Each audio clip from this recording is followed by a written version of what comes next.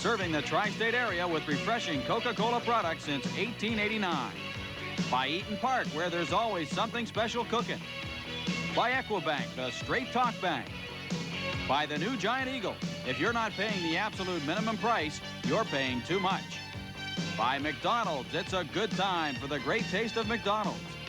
By MCI, until you call, you'll never know how much better a long-distance company can be. By Stroh's and Stroh Light. Now you're talking good times, and Stroh's is spoken here. And by Mac, the 24-hour banking machine network. Share the experience with people who carry convenience. And by Calusi Chevrolet, the world's oldest Chevrolet dealer, Bridgeville. By the new Donnelly Directory, a better Yellow Pages, and much, much more. By Isuzu, the preferred cars and trucks of Penguins, and people, too. By Long John Silver's Seafood Shops. Long John Silver sounds good to me. By your Pittsburgh area Nissan dealers. We put quality in your price range. And by Campbell's. Soup is good food. Box and set the defense.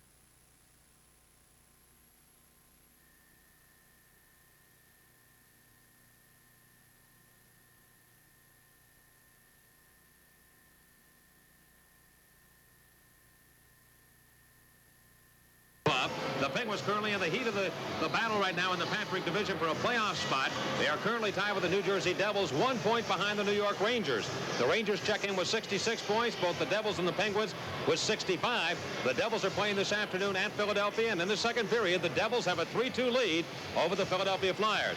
Very important game for the Penguins here. They'll be going against a Minnesota team that really is in disarray. They've got the worst record of the National Hockey League, but despite that, Paul, they're just 5 points out of a playoff spot in their division, and they've still got 2 games in hand on Toronto. Well, that's the nature of things in the National Hockey League with the playoffs set up as it is.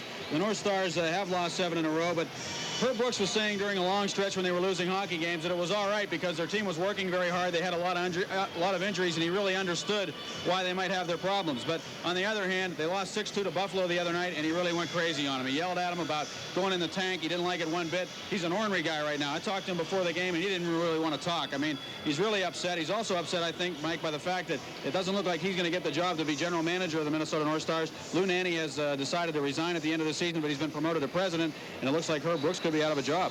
Well, the Penguins coming off a loss at the hands of the St. Louis Blues, and there was a lot of talk the Penguins going to make some major changes for this game this afternoon. They didn't feel that they had a full effort from everybody. That really doesn't appear to be the case. No, I thought, in fact, Pierre Kramer said after the game in St. Louis there will be changes. There were some guys who weren't in this lineup tonight who will be in the lineup in the Minnesota game. Well, Jimmy Johnson's the only guy who's been added to the lineup, and he's been out because he was sick. So he really didn't make the changes we expected him to make. He's going to go with the same lineup and hope that the players understand they didn't play the kind of game they're capable of playing against St. Louis and come out and do that today against Minnesota. All right, the Penguins meet the North Stars there, the final meeting of the year between the two clubs. Sit back, relax, and enjoy with us this afternoon on the Penguins Hockey Network. We interrupt this commercial to bring you a special McDonald's broadcast. Right now at McDonald's, for just 99 cents, you can get any breakfast sandwich. I repeat, any of 4 great-tasting breakfast sandwiches for 99 cents. Wait, the latest just in. Now you can also get a Filet-O-Fish sandwich for just 99 cents. Hurry to McDonald's and get any Filet-O-Fish or breakfast sandwich for just 99 cents. This concludes McDonald's special broadcast. Okay, Alex will now do his famous dog impersonations. Grab a Stroh Light and relax. Ready, Alex? All right, who's this? Rin Tin Tin. That great. Look at this. Look at this. Tramp, my 3 sons. Right. This is my favorite. Benji. Oh, I don't know how he does it. It's amazing. Stroh Light, fire brewed for smooth, consistent taste. No, here he comes. Here he comes. Who's that supposed to be? Beats me.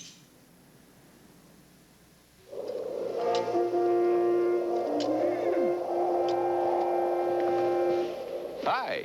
How did you get up here? In the amazing Isuzu Trooper 2. Of course, near the top, I did have to shift into 4-wheel drive. Want to buy it? No, we're supposed to walk. Can it take all of us? No sweat. Are you sure about this? Take the whole family to Timbuktu in the Trooper 2. Well, maybe not that far. You have my word on it. We want to see your eyes when you see our shrimp. At Long John Silver's, we want to see you sink your teeth into our big, juicy butterfly shrimp. And right now, you can get these golden beauties in 4 great meals for only $3.99 each. Like our 6-piece shrimp dinner and our shrimp and fish dinner. You see, we want to make sure we're going to see you back. meals, $3.99 each. We want to see you happy.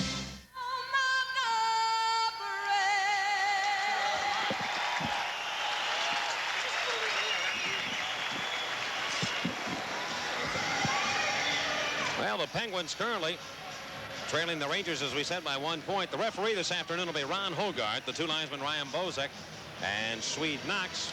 Frank Pietrangelo out of the University of Minnesota will get the starting nod this afternoon for the Penguins, replacing Steve Gannett, who, of course, played against the Blues the other night in St. Louis. And that's a bit of a surprise, really. We weren't sure that Pierre Kramer was going to make a goaltending change. We thought maybe even Joe Meloche might get a chance to play, but it looks like he won't play the rest of the year. And John Casey, former Baltimore skipjack, in goal today for the Minnesota North Stars. Pierre Kramer looks on as the Penguins prepare to play the North Stars for the final time this year. Dan Quinn with Randy Cunnyworth and Dan Frawley. Mark Habscheid playing out here with Wally Schreiber. And for the North Stars on the left wing, Brian Bellows of the North Stars control, dumping into the Penguins' ends. Artie Zalapsky sent it ahead back to center, but it's picked off by Kurt Giles, the Minnesota defenseman. Lay it ahead back to center circle. Bodger of Pittsburgh up the right wing looking for Dan Quinn, but it's taken away by Minnesota. And here comes Bellows back into the Penguins' end. Lead pass for Schreiber. Look out. He tried to center it in front of Bodger. Went diving out to break up the pass. Zalapsky now moving ahead to center to Dan Quinn. Quinn can't get into the Minnesota end. The Penguins were very much shut down by the Blues on Thursday night. Here's Schreiber going to the Penguins in. Off to Bellows. A wrist shot. And never seen the puck was Pietrangelo, but it went wide. Habscheid of Minnesota. Send it over to the left wing corner. Bodger in looking for the puck. Cunnyworth over. Penguin winger trying to move it out, and he gets it ahead to Dan Frawley. Relay it now to Dan Quinn. Quinn 2-on-2 to the Minnesota line. Comes down, fakes his shot, looks around for a trailer, and can't find anybody. Dino Cesarelli. Up left wing of the North Stars, break into the Penguins in. Brian Lawton. Hit along the far boards by Billy Searin. Lemieux on for the Penguins, working center ice here with Brian Erickson and Bob Airy. Now here's Lemieux into the North Stars in front to Erickson, and he tapped it right on the goal, and Casey made the save. The rebound put in front by Bob Airy, but the Penguins can't pull the trigger. And the North Stars come up with it. Fredis at Musil. Musil around the left wing, looking for Brian McClellan, and it comes off his stick, back to center, but the North Stars have it. 3-on-1 to the Penguins in against Coffey. Right side, Ciccarelli shoots, and the stop is made by Pietrangelo. Now behind the net, McClellan comes down, a backhand shot will hit the side of the Penguin goal. Well, the North Stars had a great opportunity there, 3-on-1, but they couldn't cash in, as Ciccarelli was denied by Frank Pietrangelo, who has his only National Hockey League shutout against this Minnesota team. A 1-0 victory at the Civic Arena. Coffey works his way into the Minnesota zone. Hit on the play. A penalty coming up against Minnesota. The North Stars will be shorthanded. And the Penguins get the first power play chance of the afternoon. Minute 52 gone. In the first period, no score on the Penguins Hockey Network. Which of these cars is the best investment? The Nissan Maxima has a bigger engine and more horsepower than the Toyota Cressida. The Maxima has front-wheel drive for smooth traction and handling. The Cressida has rear-wheel drive, and we all know what that means on a slick surface. But most amazing is, the Maxima is $3,000 less than the Cressida.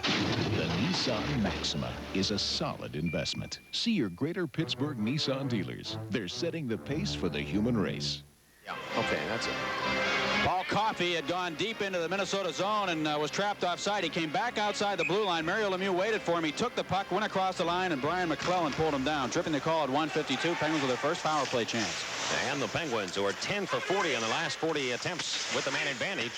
On the power play, Coffey tried to hold it into the point. It comes right by his glove and hops all the way back to the Penguin line. Doug Bodger retreating back into the Penguin territory. The penalty killers, Bob Brook, out here with Dave Gagne. And the Penguins steer it to center, and here's Lemieux on the near boards at center ice. Right wing pass for Robbie Brown. Jumped up in the air to the Minnesota end. And a hand pass will be called here as Brown knocked it down, and one of the Penguins touched it. And we'll get a face-off outside of the Minnesota blue line. Herb Brooks, coach of the Minnesota North Stars. The North Stars right now with a record of 17-42-9. Our Giant Eagle goal-getter contestant here in the first period is Richard Hanachak of Pittsburgh, and Mario Lemieux is his goal-getter. $300 worth of groceries in the jackpot. Dan Quinn now joined by Mario Lemieux and Rob Brown. Up front with a minute 35 to go on the penalty. The North Stars control the draw, and they flip it up into the Penguins' end. Pietrangelo leaving the puck for Paul Coffey. Right wing pass at the Penguin line for Robbie Brown. Now finds Doug Bodger. Left wing into the North Stars in for Lemieux. He shoots it in behind the net. John Casey steers that puck with a stick around, but Lemieux picks it off. Center point to Coffey. He's going to try and shoot it. It was blocked The North Stars Schreiber dish it off, and the North Stars now flip it right up into their own bench area. And we get a stop and play. There'll be a face-off in Minnesota territory with 1 minute and 8 seconds to go in the penalty. Paul Coffey of the Pens out here now has played 34 games for the Penguins, is currently 4th in the Penguins in scoring with 52 points in 34 games.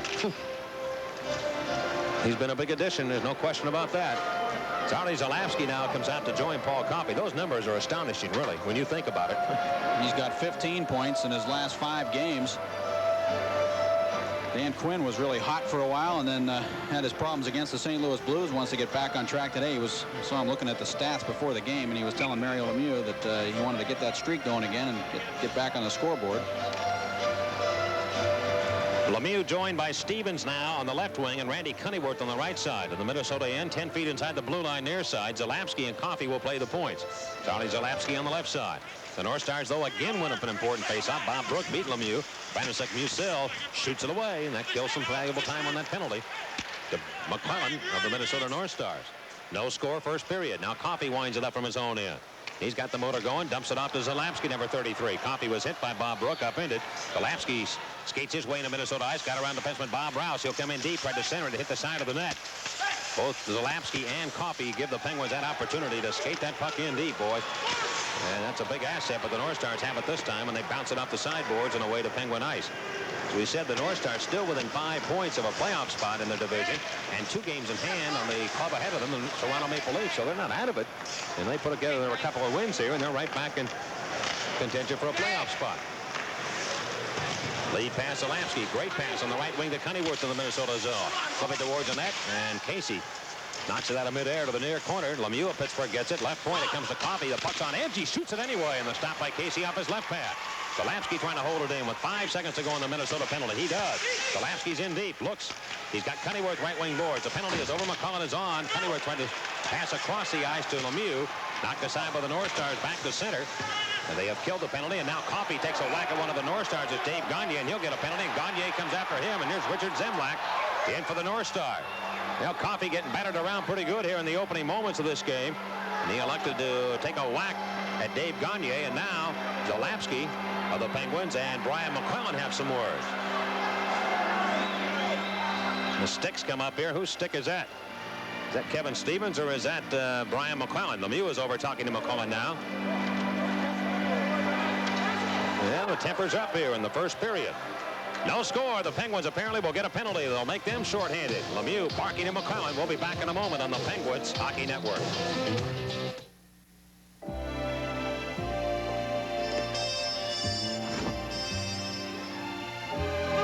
Hey, Walter, what's up?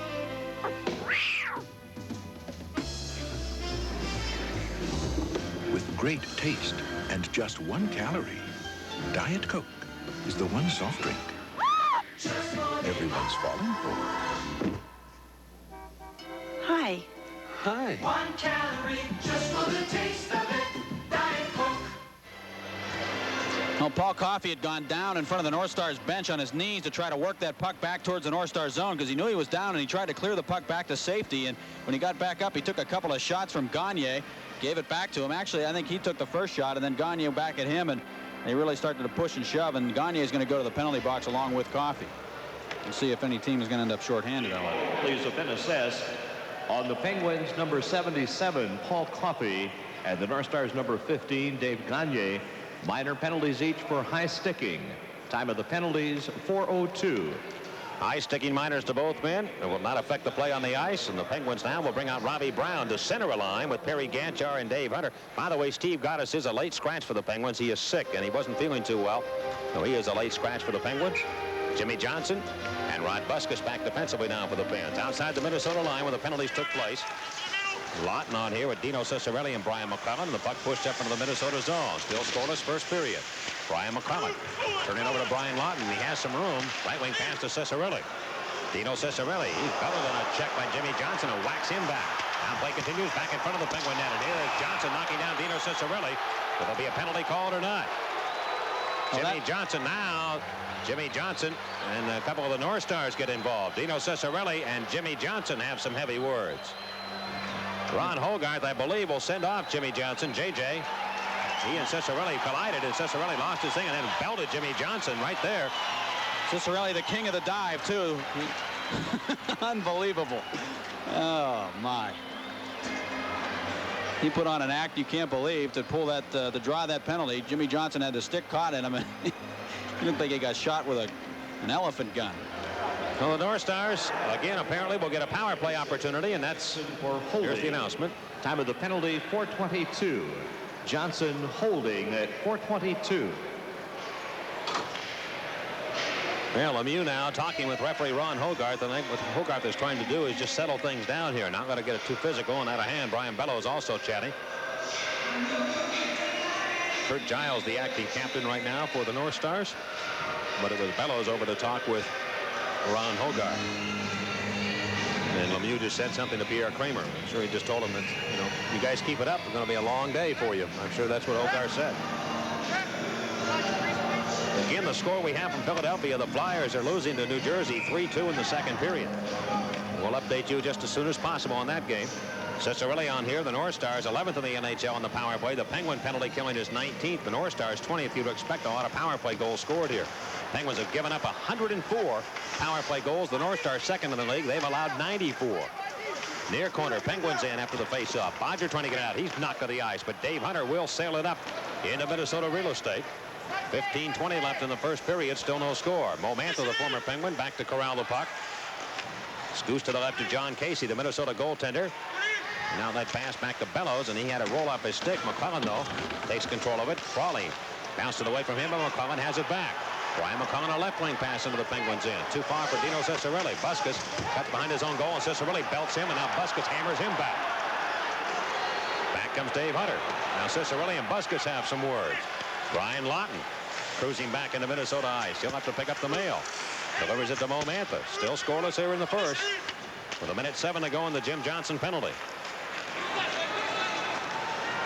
Momantha skates to center, and he'll blast it in around the boards to the left wing side. Busquets had it for a moment, goes to Dave Hunter. Hunter trying to get it out of the end, can't do it. The North Stars pick it up, and Bellows slams one to the net. Pietrangelo stopped that. It rolls right back in, and Frank Pietrangelo holds the puck for the Penguins. We'll get a face-off to the right of the Penguin goal. Well, Frank Pietrangelo played at the University of Minnesota for 4 years. He's in familiar surroundings today, and he just stood his ground and made the save of going down low. And the rebound really came popping up in the air, and there was a battle for it. Unfortunately, it rolled right back to Pietrangelo, and he was able to make the save. Cicerelli gets that stick up on people, and he pushed it up into the face of Busquets, who gave him a nice shot right to the back of the head after that. You give it, you got to take it, too. That's what Busquets is saying. Well, I don't think Dino want to match up against Rod in that situation. Go any further than that. And Lemieux now feeds it around near side of the Penguins end to Billy Siren. Cut off by Bob Brook, but penalties will be coming up here again. Lemieux involved here. Bob Erie of the Penguins and one of the North Stars, František Musil. Both are going to go. Well, apparently the Penguins worked on some penalty killing yesterday. I didn't get an opportunity to see the practice. They want to try and change some things, despite with them allowing 104 power play goals.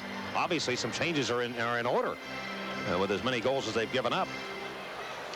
The record for power play goals allowed in a season, I believe, is 110. We're not far from it. Nope.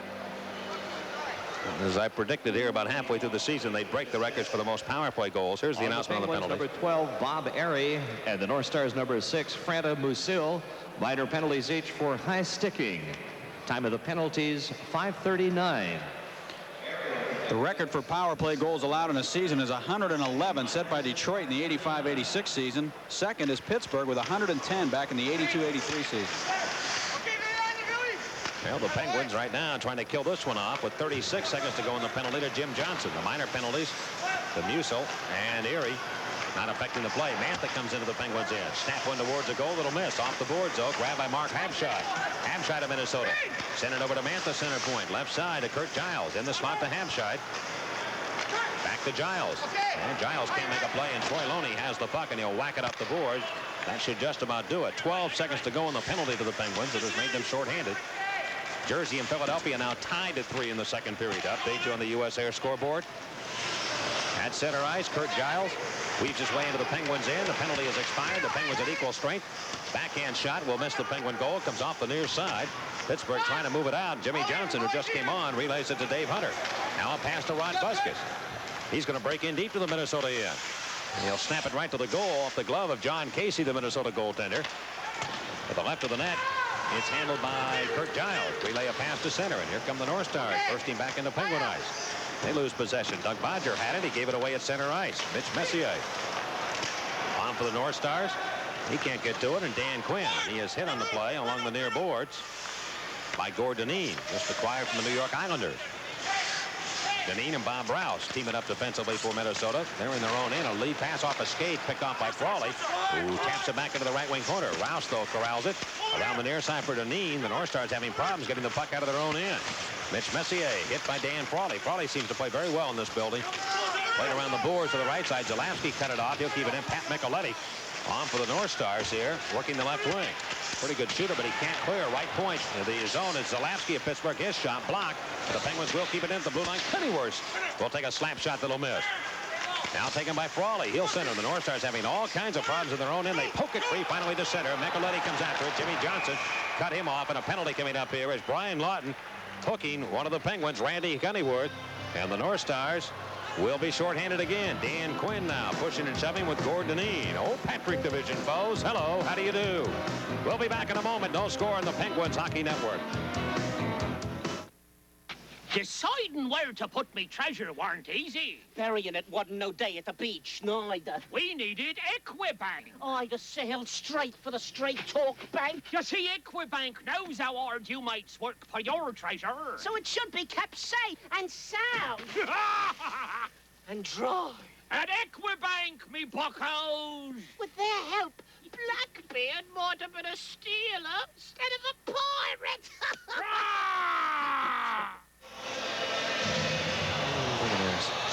Well, the Penguins lead the National Hockey League now with 424 times shorthanded. This is the 424th. Randy Honeyworth hauled down Brian Lawton at center ice, hooking the call at 7:42.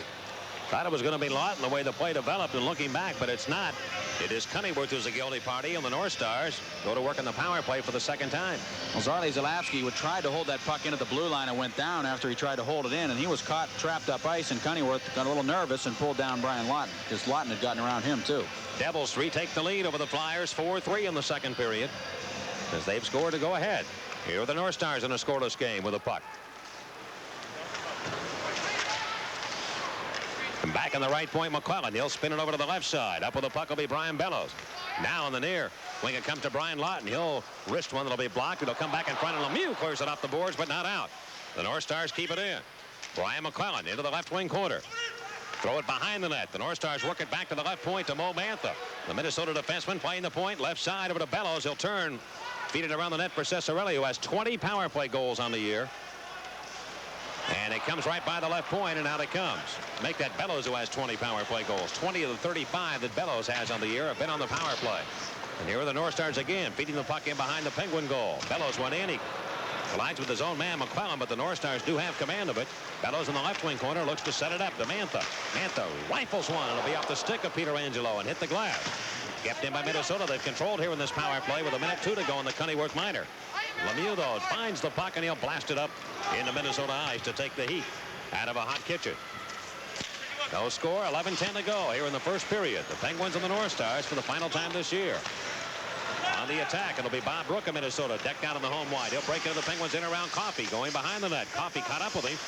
Lost his stick, though. The North Stars from behind the net. Dave Archibald, the Minnesota rookie, trying to make a play, but Bellows takes it for the North Stars. Left point to Cesarelli. Back to Bellows. Too well covered by Zalapsky. Here's Erie on his stomach, passing the puck ahead. And it'll be an illegal hand pass here. Bob Erie had lost his stick. And actually what happened, Coffey lost his stick. Bob Erie gave his to Paul Coffey, and he didn't have one. And then he did the smart thing. That's a smart move by Bob Erie. At least you stop the play. And you don't have to worry about it. Now you can get a new piece of timber. That's heads-up thinking there by Bob Erie. 29 seconds left on the penalty to Randy Honeyworth. Minnesota has lost 7 in a row, as Paul told you at the outset. Boy, they're struggling something fierce. And won 14-1 in their last 16 games. They've allowed 295 goals, the most in the league, and they've scored the fewest, 207. So they're last in every category. They haven't given up the most in the league. Things given up more than that, Paul? Yeah, I think you're right. Yeah, I think they're third down the ladder. I think 2 clubs have given up more goals than Minnesota. That's all right. I know that the numbers are just, you know, mind-boggling at times when you look at them. We'll get a face-off outside of the Penguin line. Well, you're right. Los Angeles has given up 315 goals. I think there's one other club that's given up more than Minnesota, but they're right in there. Toronto, 298. Yeah. They're right in there among the worst in the league. You know, the Penguins really are not that far behind in that, though. They've given up 275 goals coming into this game. But the Penguins are the highest scoring team in the Patrick division, scoring 266 times. Archibald winning the face-off, and the North Stars can't get into Penguin ice. See if we can pick up any difference in the Penguin penalty killing at all, Paul, which they were supposed to have worked on here yesterday. Here's Bob Erie giving the puck away. That'll be a giveaway. Hampshire behind the defense. He's hooked, pulled down. There'll be another penalty coming up against the Penguins. Well, you can't change much doing that. Allowing people to break in alone, you've got to haul them down and let them score a possibility on a breakaway. And here are the Penguins now shorthanded again. They'll be shorthanded for 3 seconds by 2 men. That's almost a play there with Habshide's scoring ability where you almost have to make a quick decision whether you want to let him shoot it or haul him down. And Habshide's not a prolific goal scorer. I think I might have let him go and take the chance against Peter Angelo. It's tough. Coffey had that hook right into him, and he wasn't going to slow down, and Habshide went off the skates. Yeah, Habshide had 19 goals with the Canadian Olympic team. He has no goals yet for the North Stars. He's looking for his first, and that might have been his first great opportunity if Coffey wouldn't have hauled him down. So the hooking call against Paul Coffey. Penguins shorthanded. The North Stars get an advantage here in the fact that they've got a 2-man advantage for 3 seconds, and the face-off is in the Penguins' end to the right of goaltender Frank Pietrangelo. So Minnesota trying to cash in here, and as we said, they're 11th in the NHL on the power play. You asked what the difference would be in the penalty killing. I think the biggest difference is that Dan Quinn will not be killing penalties here today. I think they've decided that they want to try something different, and Mario Lemieux appears to have stepped in there to become a pretty big force in the penalty killing. I mean, he's done a lot of that this year, but he appears to be the #1 guy up front. Face-off won by the North Stars. That's a big advantage there, and they slip it up the boards behind the net, but back in the play will be Cunningworth. Archibald. The North Stars waited too long to get that good shot on the net after winning the face-off. Now from behind the goal, Wally Schreiber steered over near wing to Dave Archibald of Minnesota. Lemieux's in trying to take the puck away. He'll whack one of the Stars. He'll pick the puck up. He's pulled down. Now loosened behind the Penguin goal. Poke free and a scores for the near corner. Bodger of Pittsburgh trying to get it out, and he will. He'll shoot it up ice all the way to the Minnesota goal. John Casey. This is the 3rd power play chance for the North Stars in the game. Still a scoreless hockey game with 9:45 to go. Even the first period, the North Stars are going to be called for icing if the Penguins can get back first here. And Zalapski does. And the North Stars guilty of the icing infraction, and that brings it all the way back into Minnesota territory, and that'll drive a coach as crazy as anything when you do that. Especially when you've got a club killing back-to-back penalties, and you've got the pressure on them, and that gives them an opportunity to rest and get a second wind also. I think if you can kill off 3 power play opportunities this early in the hockey game, it's got to give your club a big lift. You can breed a lot of confidence in your team when you can kill penalties, and naturally with the Penguins not being able to kill them this year, that has taken a lot of their confidence away from them. Last game the North Stars won was right here on the 22nd of February. They beat Toronto in a game.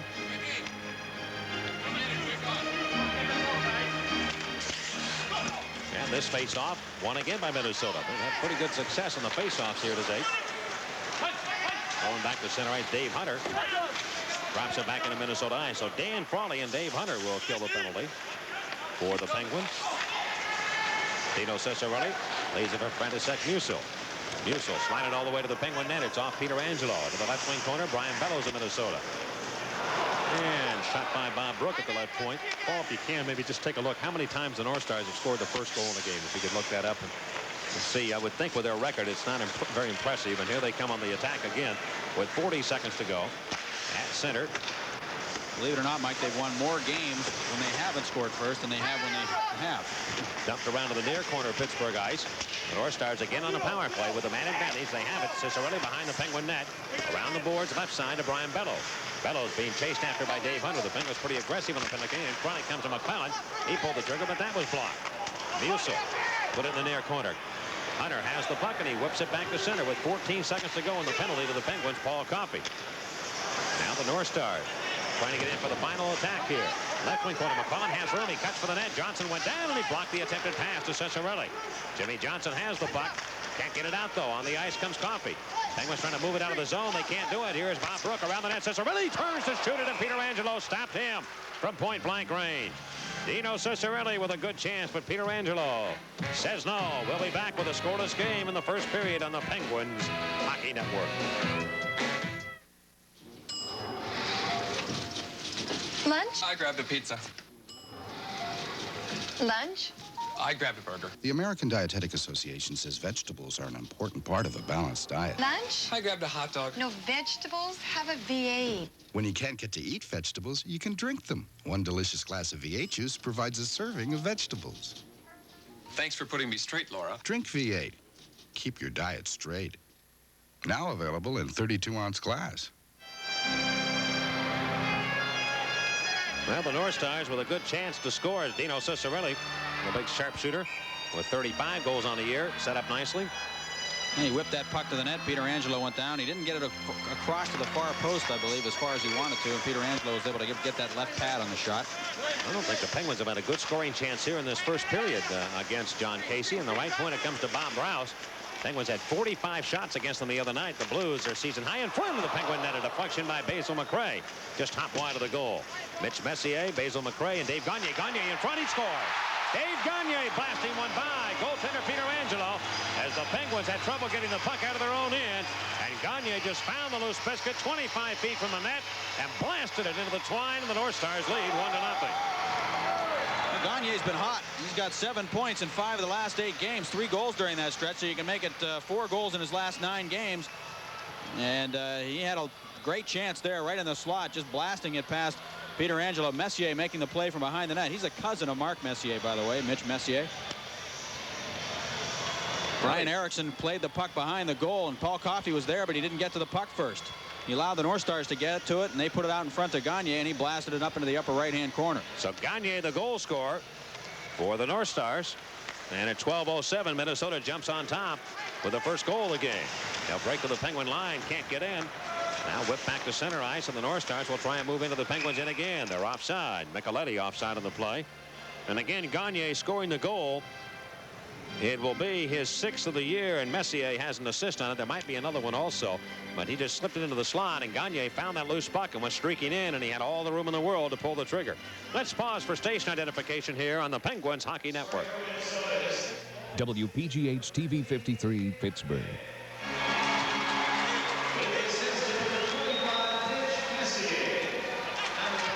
Well, the North Stars with the lead. Messier has the only assist. Zalapsky into the Minnesota end. Down the right wing. Cuts in deep. Goes behind the net. Zalapsky centers in front. Cunneyworth had a chance, and a big save by Casey there on Randy Cunneyworth. That's the Penguins' best chance of the game so far. And what a nice play by Zalapsky. A la Paul Coffey. Watch him work as he went down that right side. They went behind the net and just shoveled it on the backhand. A little saucer pass, too. He had to lift that puck to get it over the stick of the defenseman, Mo Mantha, and it came right to the stick of Cunneyworth, and Casey came over, scrambled over to make a big save. Casey's a quick little goaltender, and he had that stick extended, but he was still able to get over and get his left skate on that shot, I believe, to make the save on Randy Cunneyworth. Randy just couldn't get underneath the puck. The way it appeared to be kind of on edge, flipping towards it as it came in. The way he would have gone right there, I think, if he'd have had his choice, is to get it up high. He'd put it up about 18 inches up over the left side, but he had it low in case he was able to get back and cut it off and make a good save on it. Well, that's the Penguins' best chance of the first period. And the North Stars and Penguins even in shots with 6 apiece. Cunneyworth behind the net, centers it. Quinn had it deflect off his skate and just wide of the goal. And the North Stars now being pressured. Put back to center. Zalapsky shoots it up to the Minnesota line. Kurt Giles. Now clubs, when they're losing like Minnesota is, they can score a goal, but all of a sudden you look up and bang, the other team's right in your end. They tie the game, and it happens to you time and time again. And the Penguins are trying to take advantage of that situation. Well, if we could, I'll give you those stats. The North Stars 7-17-3 when they score the first goal. They've scored the first goal 24 times, make it 25 now. They're 10-25-5 when the other team scores first. So they've been able to come back and win more games than they've won when they have scored the first goal. It's kind of strange, but stats, I guess, are a little less meaningful for teams like this that have just gone through an incredible season of injuries and up and down, and their confidence had to just be drained at times from them. Coming into this game, they've lost 399 man games. The Penguins are right close to them, though, 364 as far as injuries are concerned. but a little different caliber, I think, of players that the North Stars have out. And we might want to read that list, Paul, when we get a chance to go down and people that are out of the lineup with injuries from Minnesota. Here's Bob Brook now in the Minnesota end behind the net. And the North Stars, Gordon will whip it up to center to Dave Gagne, who has the only goal of the game. Gagne of Minnesota, snap it to the right wing corner of the Penguin zone. Back to play, it'll be Dave Hunter. Hunter with the Penguins, looking to get around Basil McRae. Finally gets it to Robbie Brown, and a lead pass now to Jimmy Johnson. 6:15 to go in the first period. 1-0 Minnesota. Drop pass to Kevin Stevens. His wrist shot deflected, and that'll go up into the seats here at the Met Center. 1-0 North Stars right here on the Penguins Hockey Network.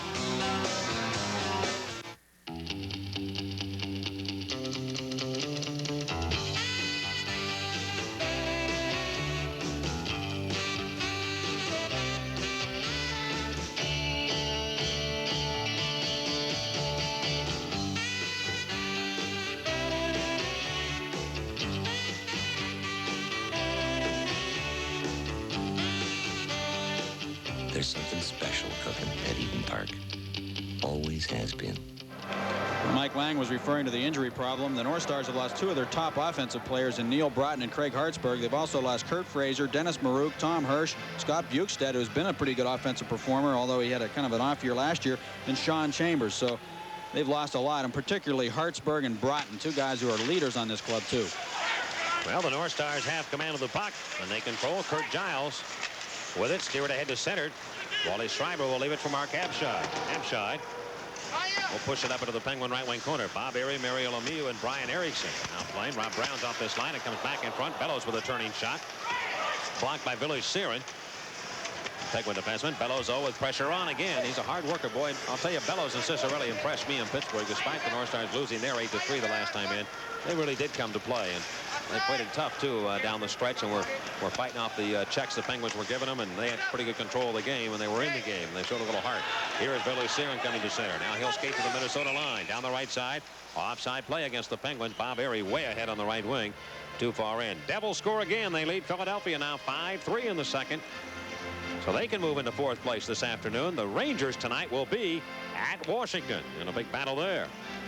This is a very important game for the Penguins right here, boy. I'll tell you, if New Jersey should win and the Rangers win, all of a sudden the Penguins are sitting in a situation where they got a pretty tough thing to get back in here, boy. It's going to be awfully tough. And the problem is you come into a game like this figuring you should win, and anytime you think you should win is when you don't win. I mean, every team can beat you on any night. Look at the North Stars. Yes, they did lose 8-3, but they could have gotten right back into that game early in the third period. Steve Gannett had to make some big saves, and as it was, they took 40 shots on goal in that game. Yep. And here's Momantha now from behind the Minnesota goal, lead it up to Gordoni. They lay a pass to center, and the North Stars often moving to the Penguin line. Lawton left side to Cicerelli, try to go back in front, out of the midair area. Mantha couldn't get a piece of it. Momantha was in deep. Here come the Penguins 3-on-2. Zalapski left side. Drop pass to Quinn. Back to Zalapski, and it's broken up neatly by Gordoni. Zalapski behind the net. He's all over the ice right now. Zarley behind the goal, and John Casey. Zalapski way in deep. Tried to flip it in front. He couldn't do it. Puck's on the meshing, and they call for a face-off. Now, Zalapski, you know, it's funny because in most defensemen, you'd say, what is he doing in there, that type of thing? But Zalapski's so gifted, his ability is like a forward in there, and he can take that play, and you've got to be very alert to be able to cover back and cover the points and cover defense when he goes in.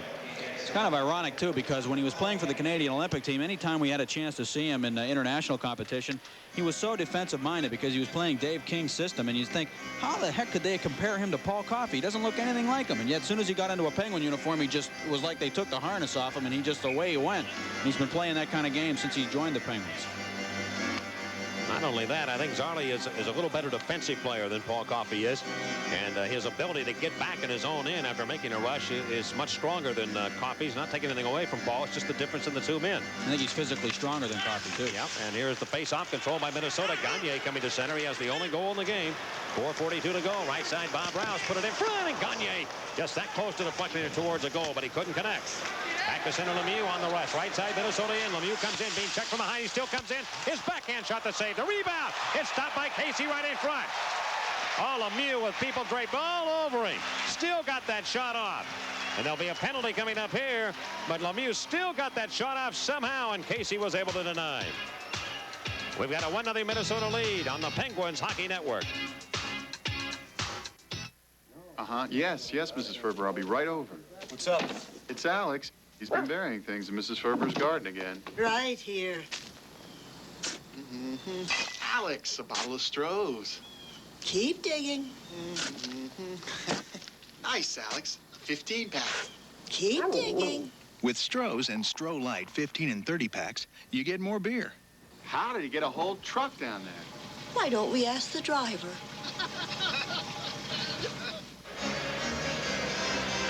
Mario Lemieux got involved physically in this game right from the start, and I think he's going to have one of those nights where he's really jumping, or afternoons, I should say. Basil McRae came in and tripped him. Got the stick in around the leg, left leg behind it, and pulled him down, and Lario was still able to get the shot away. Casey making the save and then stopping Perry Gancher on the follow-up shot. That was Coffey that took the shot. Oh. Coffey had the shot, the opportunity. And Quinn out here, the Penguins' power play opportunity number 2 in the afternoon. They trail 1-0. Bodger to Lemieux. Left side to Doug Bodger again. Back to Mario. Near boards halfway up. And not a good pass by Mario to Bodger. Was too high and too hard. Robbie Brown was decked in the Minnesota end. He is hurt. And we've got a cross-checking call coming up here against the North Stars. Bob Rouse was sent off. He really drilled Robbie Brown in the slot area. And I mean hammered him. He never saw it at all. Just crunched him. And the Penguins get a 2-man advantage here. Just not a good penalty there by Rouse to get caught on anyway. Robbie Brown trying to make people pay the price, and Robbie is hurt. He really got hit and blindsided. He was shaking that left arm and probably went numb on him. He got hit so hard in the back. I don't think that'd be much fun. No. When you don't know what's coming and you can't see it, and somebody blindsides you, and Bob Rouse just trying to clear people away from the net, and you're going to see Robbie Brown. He'll be right back in. He'll be hanging around that goal mouth. You can bet your life on it. 2-man advantage for 1 minute and 46 seconds for the Penguins.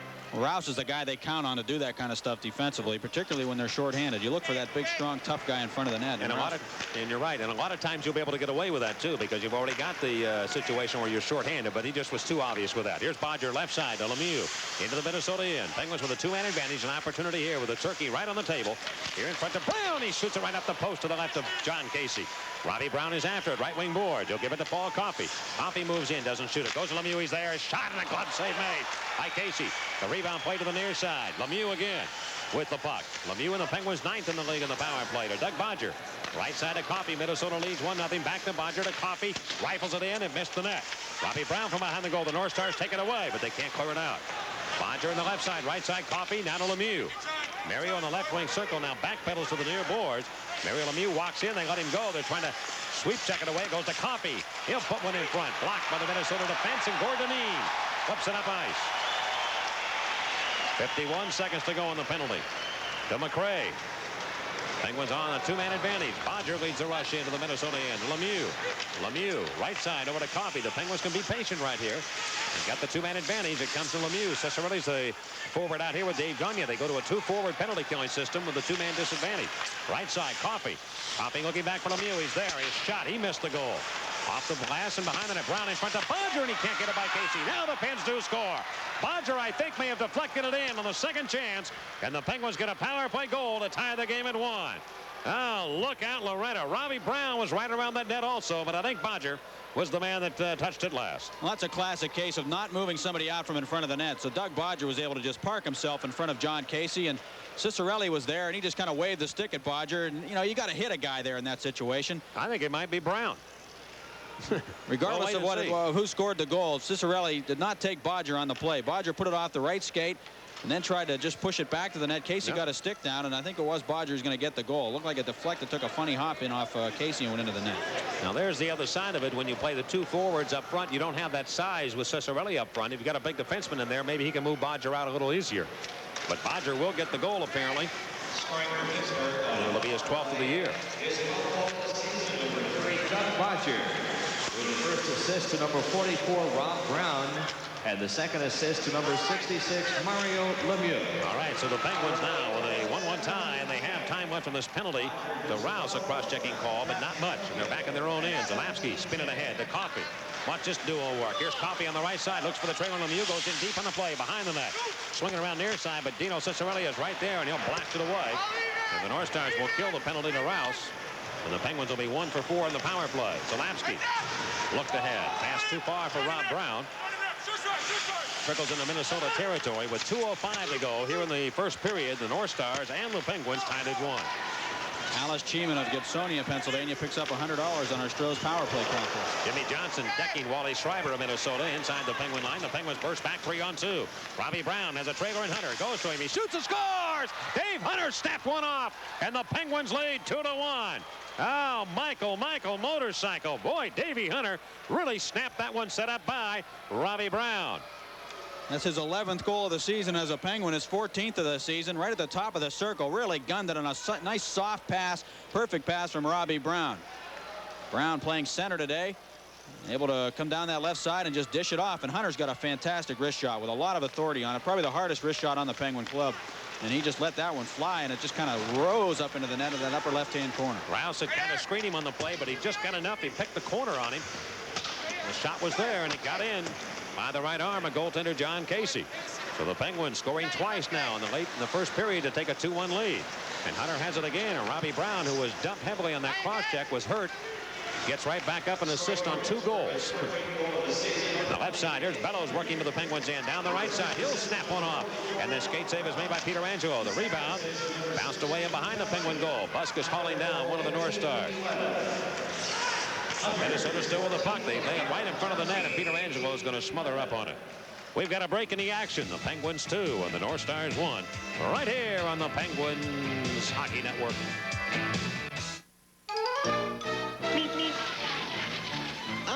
This is different. The Donnelly Directory has the talking yellow pages. A new service. Horoscopes, financial news, weather reports, lots of free information. Storm approaching. It talks. Sounds new to me.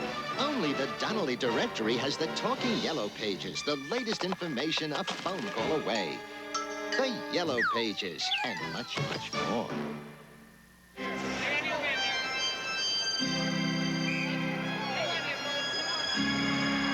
Recapping the Dave Hunter goal from Robbie Brown and Jim Johnson. The goal at 18:11. The Penguins scoring twice in a minute and 1 second. And they have the lead now as we have less than a minute to go here in the first period. And the North Stars working into the Penguin zone. Troy Loney on for the first time today. It's deflected right in front of the Penguin net and went wide. To the near corner, Gagne working with Bob Brook and Basil McCray for the North Stars. They slip it again in front of the Penguin goal, and Peter Angelo able to clear it aside, but not out. Now Lemieux will carry the mail. He'll come with Dan Quinn and Troy Loney. And the Penguins are offside. Well, I was kidding with Danny Quinn that he'd be playing on at least some things have been kind of consistent here over the last 3 weeks. He's been playing center an awful lot, and he wouldn't be mixing and matching. And here he is out here. Well, he is playing center because Lemieux's on the right wing. I think. I don't know. Here comes Loney off. Now Lemieux's going to step in here and play with Dave Hunter and Dan Frawley. I think I used the word rose on Dave Hunter's shot. It rose into that. I don't think that's a word. It was a rising shot. It's like saying go for the puck. Well, I won't call you Rose.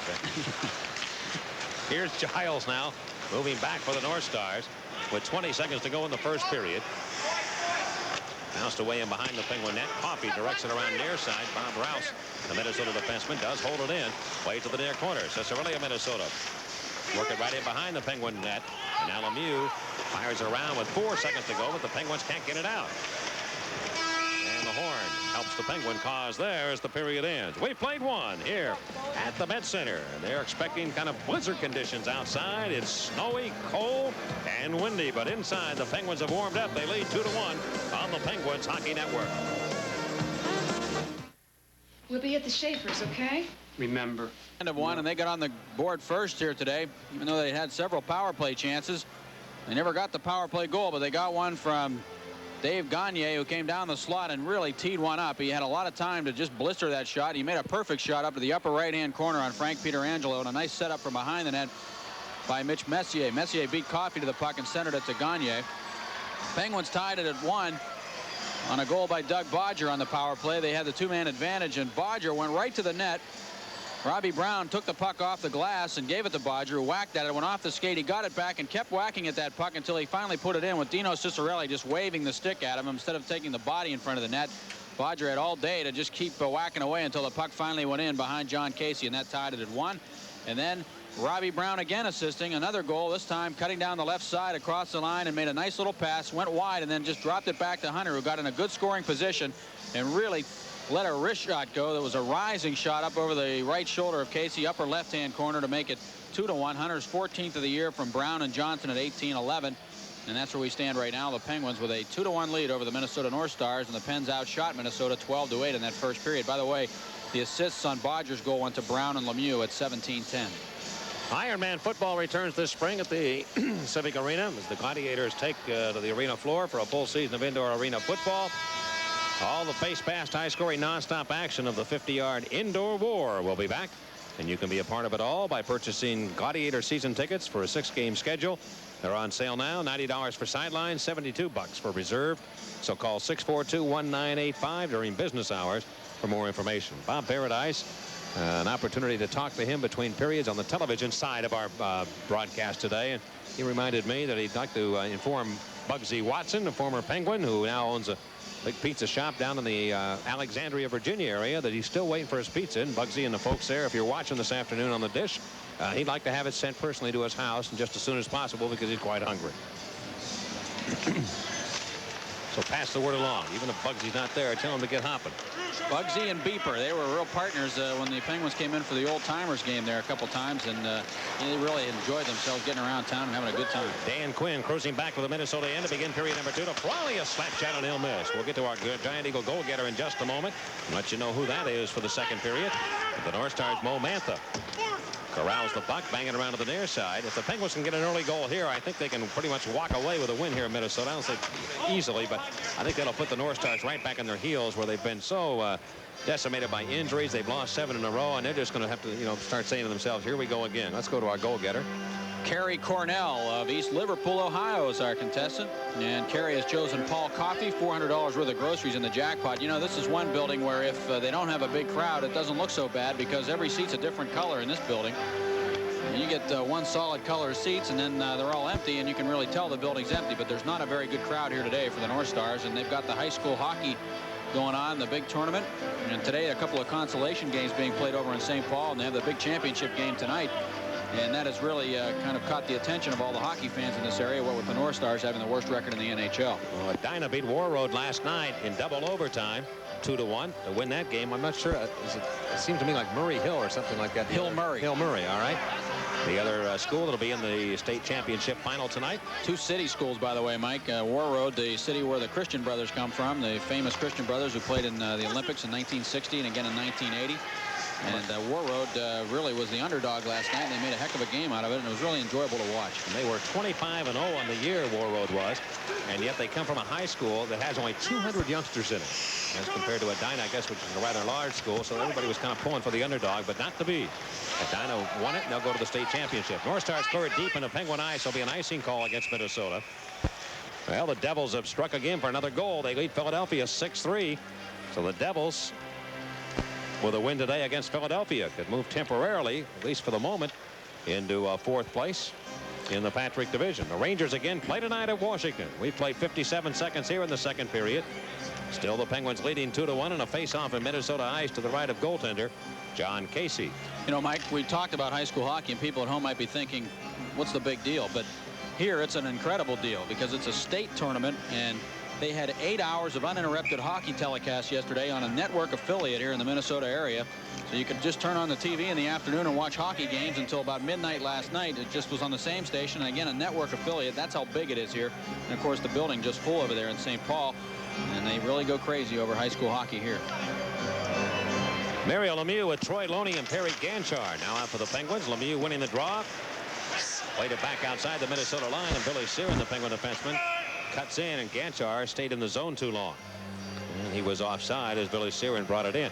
I'll tell you, had the tournament time, of course, college basketball going on, and the folks running that all day long, and you just couldn't find it anywhere. Any place you went, I mean, the state hockey championship games were all in progress, or not championship, but the playoffs, and they just dominate up here. I'll say this, the weather's conducive to it now. We're hoping to get out of here tonight to head on to Winnipeg. Good Lord willing, the blizzard will not have arrived. We don't know what's going on outside, but we know there's going to be some snow and heavy winds here, and drifts in Minnesota here this evening. Now back to center ice, and the Penguins have the puck. Coffey leads it up right wing to Brian Erickson. Has a man cutting for the net. Bob Erie put it in front to him, and a stop by Casey, who got his goaltender stick on it. Well, Bob Erie went right to the net. They couldn't get it by John Casey. McClellan is on in. Plays it over to Bob Rouse, the Minnesota defenseman. A minute and a half gone in the second period. Still the Penguins lead 2-1. Rod Buskus had it, gave it away. Radicek Musil. Steer it to the Penguin goal. It's off Peter Angelo, but right in front of the net. Coffey has an easy time with nobody around. Lay it up the left wing to Bob Erie. Oh, he's going to blast one. It'll hit the glass behind goaltender John Casey. Cleared by the North Stars. Mark Havshide back to center circle. And Bob Erie chases after it again, leaving his own in for Jim Johnson. Johnson, whose roots are here in this area, snaps a long pass deep into the Minnesota zone. Played up the boards by the North Stars, and Mark Havshide looks ahead for Brian Bellows. Has he? Bellows going the left wing into the Penguins in. A drop pass for Havshide. Cut around Hunter, but knocked away. And here are the Penguins back 4-on-2. Rob Brown to Dave Hunter. Hunter in the right wing, Minnesota in. Drop pass to Brown. Cuts across the slot. A good move. He shoots and scores. Robbie Brown let it go, and it might have been touched by Stevens. But Robbie Brown, you talk about a major league play. He didn't follow in. He cut across on that lateral move across, looked for the net, and fired it home. And the Penguins now lead 3-1. Well, Robbie Brown, number 44, made the play that number 99 has become famous for. You'll see Dan Quinn make that play, too. It's a great play. He cut across the slot. He faked the shot once and then let it rip, and it went right inside the left post. And Kevin Stevens, that big, strong guy, going right to the net to cause some problems for John Casey. And it looked like it might have hit something on the way in. Yeah, I thought it hit something on the way in. So the Penguins take a 3-1 lead. But Robbie Brown made a nice move there to cut across. I'll tell you, the guy that made that move famous was Wayne Gretzky. I mean, the way that's what I said, yeah. You said Lemieux, I think, Paul. No, I said Gretzky, I think. I hope I did. I said number 99. Did I say Lemieux? Here back on the move is the North Stars cutting back into the Penguins end.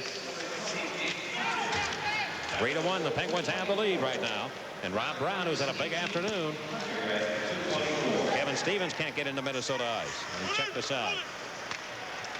Radicek Musil with the puck. Leave it on the right wing for Gord Dineen. Dineen steps up, feed it inside the Penguin stripe. And Dan Quinn is right there, and he'll turn it off the boards. Robbie Brown will get the goal, his 18th of the year. And Dave Hunter has the only assist as we take a timeout as play is stopped at center ice. 3-1 the Penguins lead on the Penguins Hockey Network. This period is brought to you by your world-class Pittsburgh Metro Ford dealers. What do you think of the Ford Festiva? It's big. Small. Nah, it's big. Sort of a big smallness. Festiva gives you features like a roomy interior, 660 powertrain warranty, sometimes even your own parking space. So it's big and small. How about Festiva's price? It's small. It's nothing. Small smallness. Ford Festiva. Call it big, call it small. Call it yours for only $54.90. Have you driven a Ford lately? Well, the North Stars draw a penalty. Pat Micheletti gets a holding call at 3:14. And here are the Penguins on their 5th power play opportunity. They're 1 for 4. Again, Robbie Brown from Dave Hunter in the Penguin goal at 2:24. Well, the North Stars got up to the lead at 12:07 of period number 1, but it's been the Penguins who have come back. Scored on a power play goal and a 2-man advantage in the first period, then a goal by Dave Hunter. Here's Micheletti's holding penalty against Dave Hunter, hauling him down. Hunter were immediately looking for the call, and he got it. Outside of the Minnesota blue line, Bob Brook in a penalty-killing role. On here with Dave Gagne for the North Stars and Coach Herb Brooks. Radicek Musil and Bob Rouse, and the North Stars control the draw, and they dump it all the way to the Penguins end. Frank Pietrangelo. Up ahead, it comes to center to Randy Cunningham. He'll break to the North Stars line. Leave it for Mario Lemieux. Good drop pass to Coffey. Slap shot and a good save by Casey. The Minnesota goaltender to glove it with the left hand and hold it for a faceoff. John Casey is a guy who is a Minnesota native, played at the University of North Dakota, played 46 games for the Baltimore Skipjacks in the 84-85 season, had a 2.63 goals against average that year, and the North Stars really thought they had something in John Casey, but kind of went backwards from that point and hasn't had a chance to really show what he can do since until this time right now, where he's played in 3 games. This is his 4th game this season. He's got a save percentage coming in of .894 and a 3.40 goals against average. No wins yet.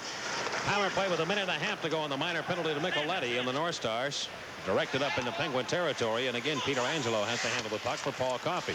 Coffey and Bodge with the point men. Dan Quinn, Robbie Brown. The three-point afternoon of Mario Lemieux up front. The North Stars steal at center. Mark Hampshire of Minnesota back into his own end for Bob Rouse. And the North Stars blue liner rifles it up into the seats. And they're going to bring the face-off all the way back into Minnesota ice. Well, there's a situation where you dropped it back in your own end and it ended up costing you. Bob Rouse, I don't think the most gifted guy at handling the puck, and maybe not the wisest move. Maybe should have turned it, dumped it from center ice. Whoever dropped it back, I think it was Hampshire, and sent it back the other way. But it was not to be, and so now the Penguins get a face-off to the right of goaltender John Casey. You know, Mike, I mentioned in the open of today's telecast that Herb Brooks is not in a very good mood lately. I'll tell you, he's always been very nice to me in the times I've talked to him, and he was with the Rangers. We had a chance to talk to him a lot, but he was not a very nice man this morning. I got to tell you, he was just in a terrible mood. Well, I can understand why. That's right. I can't say I blame him.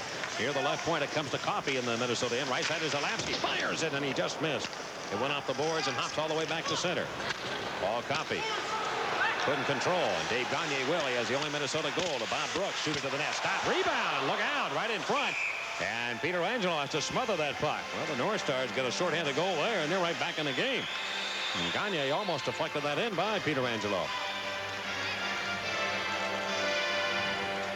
Bob Brook just pushing it to the net. Peter Angelo played it with the stick and then went for it with the glove. But in the meantime, Gagne almost was able to drive that puck between the legs of Frankie. He was able to cover it up. 47 seconds left in the Minnesota penalty to Pat Micheletti. And we have 15:33 left here in the second period at Philadelphia. The Devils lead Philadelphia 6-3. 6-3 in the third. And here are the Penguins controlling this faceoff. Zalapsky and Coffey remain out as point men. Cunnyworth and Stevens play on either side for Mario Lemieux at center. Zalapsky carries the mail. He'll come to center and deliver the puck into the North Stars zone. Casey cuts it off behind the net, the North Stars goaltender. Played around to the near side. Minnesota trying to move it out. Having problems. Lemieux. Right back to Cunnyworth. Cunnyworth. To the right point to Zalapsky. Zalapsky swing a left point pass over to Paul Coffey of Pittsburgh. Across down to Lemieux in front, and it hit his stick and bounces over near wing. Cunnyworth has it. Goes back to Lemieux. Spin it up to Coffey center point. Around the net. Back for Mario. Put it behind the goal for Cunnyworth. Stevens is there also. Somebody's got to get in front of that net. Stevens works it up the near board. Zalapsky pinches in to keep it alive. Now Stevens near corner. Cunnyworth and Stevens. The penalty is expired. The North Stars are back to equal strength, and Stevens cut in and put one on.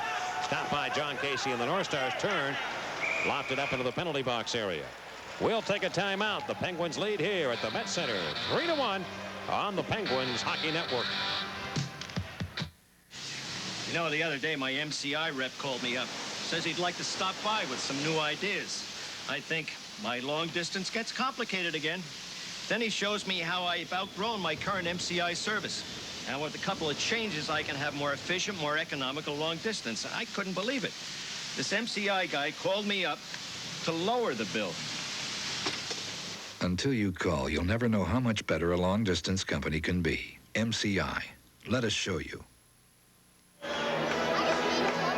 lot of Penguin fans again here this afternoon from Tarentum and McKeesport. Marianne Drakulik. Also, Bill Artoski from New Kensington. Jimmy Flynn, who makes his home here now. And Carol wanted to say hello to everybody back home. And a lot of folks, Paul, traveling and watching the Penguins this year. Here's Cicerelli feeding the puck on the backhand back into Pittsburgh ice. And Rod Busquets going back in behind his own goal. Cicerelli beating to the puck. Dino Cicerelli. 3-1 the Penguins lead here in the second. So Brian McClellan.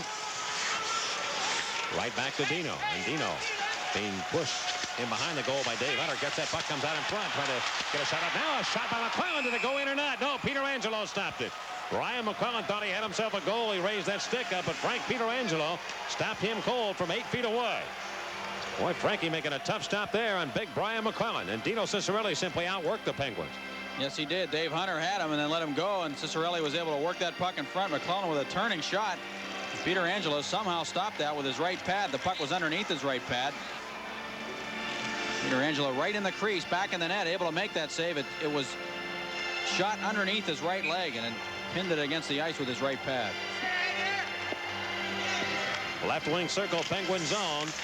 Almost 6 minutes gone here in period number 2, and Zalapsky pulled up his skates. Lawton trying to feed it out in front. Now Zalapsky pulled down by Dino Cicerelli.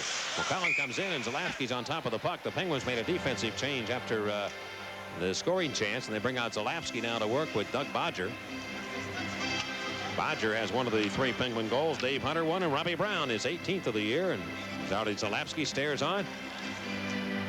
You can tell that Zarly comes from a family that really stressed education, and you know, he just handles himself. He's got a lot of class, and his dad's a lawyer, and you can just tell that he's got a lot of smarts.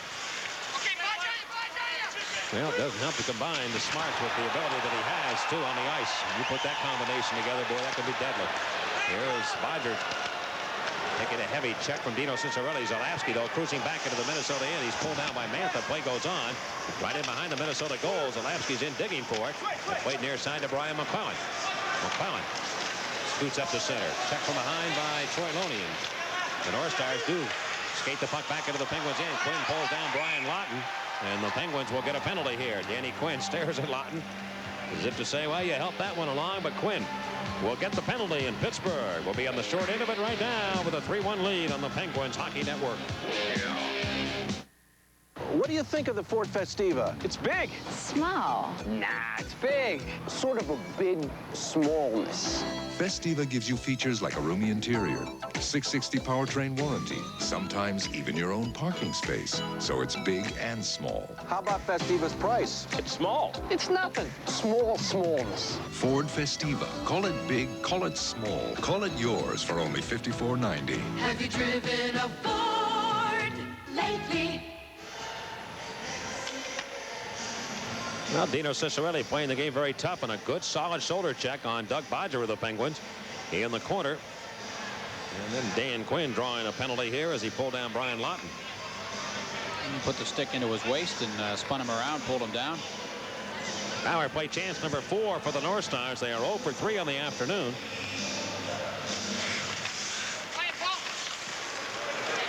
And the North Stars have it. Mantha shoots one. It went wide of the goal. Played up in behind the net area. Wally Schreiber of Minnesota. Right wing pass to Dave Archibald. Back to Schreiber. Still working the right side of the Penguins in. Right point to Lawton. Now back to Schreiber. Right-handed shooter around the net. Looks for Archibald. Centers it. Lemieux cut it off in front. Dave Hunter and Mario Lemieux killing the penalty. Here's Lemieux back one-on-one against Mantha. He comes into the Minnesota end down the left side. Going to try and make a move, and he cuts across now. Has a chance. He has the open net. He shot it and missed. It was deflected at the last second. Oh, Lemieux putting on the Ritz there on that move. And now wrapped back into the Penguins in. And you know, Mo Mantha's seen that play a few times because he played with the Penguins. He'd gone one-on-one against Lemieux in practice even. And Mario turned him around. Now the play stopped in the Penguins in as they freeze it on the far boards. Boy, Mario had Casey down too, but I don't know who, if Mantha got a piece of it or Casey on the shot. Well, we said that there'll be some changes in the penalty killing today, and Lemieux has been the #1 man up front for the Penguins killing penalties. Normally he's out there in the last half of the penalty, but not this time, and he had a chance offensively coming down on Mo Mantha. Swung that puck around to Mantha and took the shot, and Mantha just got a stick on it at the last second to deflect that puck wide of the net. Well, he made a good play to get that stick out because Lemieux with that long reach, you're talking 2 big, long, lanky guys in Mantha and Lemieux. And there was a case where Mo's size helped him would be able to reach to stay with Lemieux. Not only that, but Lemieux knew he had to beat Casey too, and having to take that extra stride over to get Casey out of position allowed Mantha to get himself back into play and get the stick out to deflect the shot wide of the goal. It's funny too because he had Casey helpless. He had him beat. He did. All right, here's Lemieux back again, one-on-one against Lawton this time. Not a defenseman. Lemieux comes in, looks for Traeger. Now he's going to shoot it. He just missed on the far post. And Lemieux's shot comes off the boards all the way back into the Penguins in. Mario tried to pick the corner on John Casey. If he'd have got it over another 2 inches, he'd have had a goal. Bob Brook lay it back. Lawton now takes command of it. And the North Stars are a little uneasy right now. They're on edge because Lemieux is making it happen. He is making them think. That's center ice. Brian Lawton cruising back into the Penguins in. Right side pass to Ciccarelli. Dino Ciccarelli working to the right wing corner for Brian Lawton. Zalapski takes a piece of him, but Bellows has command of it. 33 seconds on the penalty. To the right point, McClellan. Over there, can't hold it in. And it hops back to center. Lemieux and Dan Frawley killing the penalty at the moment. Left wing, here's Bellows in the Penguin ice. Brian Bellows of Minnesota. In the slot as McClellan. The pass too hard. It hopped off his skates. He'll chase it down to the right wing corner for Minnesota. Behind the net for Brian Lawton. Lawton of the Stars being pressured by Doug Bodger. The North Stars on a power play working in front. Here's Lemieux clearing the puck right off the doorstep to the near boards, and he clears it out too, and he collides with Brian Bellows, and the puck out of play. Brian Bellows and Mario Lemieux have some words. Well, Mario doing quite a job of killing this penalty. To say the least, he was out there for the entire 2 minutes, shy of 3 seconds. That's how much time's left on the penalty to Quinn. And now Lemieux's going to go to the penalty box after all that. He and Bellows are both going to sit down. They whacked each other with a stick. But Bob Airy was standing up on the bench for the long time, hoping to get onto the ice and give Lemieux a rest, but he never got that opportunity. Mario just stayed out there. And one thing that was impressive about Lemieux's job on that penalty killing, he came out and challenged the point man, but he also sagged back and came back and cleaned up the area in front of his own net. When he knew the opportunity was there, he'd come back and clear the puck off the doorsteps. He was covering a lot of territory in his own end, and not only that, getting a couple of offensive chances. So just showing that tremendous stamina that he has, covering the entire ice surface and still with some energy to spare. On the Penguins, number 66, Mario Lemieux, a minor penalty for slashing. On the North Stars, number 23, Brian Bellows, a minor penalty for cross-checking. The time of the penalties, 8:29. Penguins lead here 3-1. And the minor penalties assessed to Mario Lemieux and Brian Bellows. Rob Brown out for the Penguins. He's figured in on all 3 Penguin goals. Has one and is assisted on two others. And there's Coffey now, slipping the puck into the North Stars in. Casey misplayed that puck, but Frantisek Musil has it for Minnesota. Left wing pass to Dave Gagne. Rink wide. Off the boards, corralled by Mo Mantha. Bringing the puck to the Penguins in. He goes down the slot. Look out. Leaves it open, and he's almost trying to turn it around and shoot it, but he couldn't quite do it on the backhand. Now the Penguins burst back, and Rob Brown looking for Paul Coffey, and he surveys the scene. 3-on-2 break into the Minnesota end. Goes down the right side. Tried to slide it back to Robbie Brown. He was looking for him, cutting down the slot. Couldn't get the pass to him. Still alive in the Minnesota end. Brown goes behind the net. It's solidly by Mitch Messier of Minnesota. And Mantha now leads ahead and relays the pass to center to Basil McRae. McRae with a long slap shot from 50. That'll miss on the rebound. It comes off the board. The shot deflected, goes in behind the Penguin net. Coffey trying to work it away, and it comes off a stick right up into the seats. We're halfway home here in the second period. 10:26 to go. 3-1 Pittsburgh on the Penguins Hockey Network. We interrupt this commercial to bring you a special McDonald's broadcast.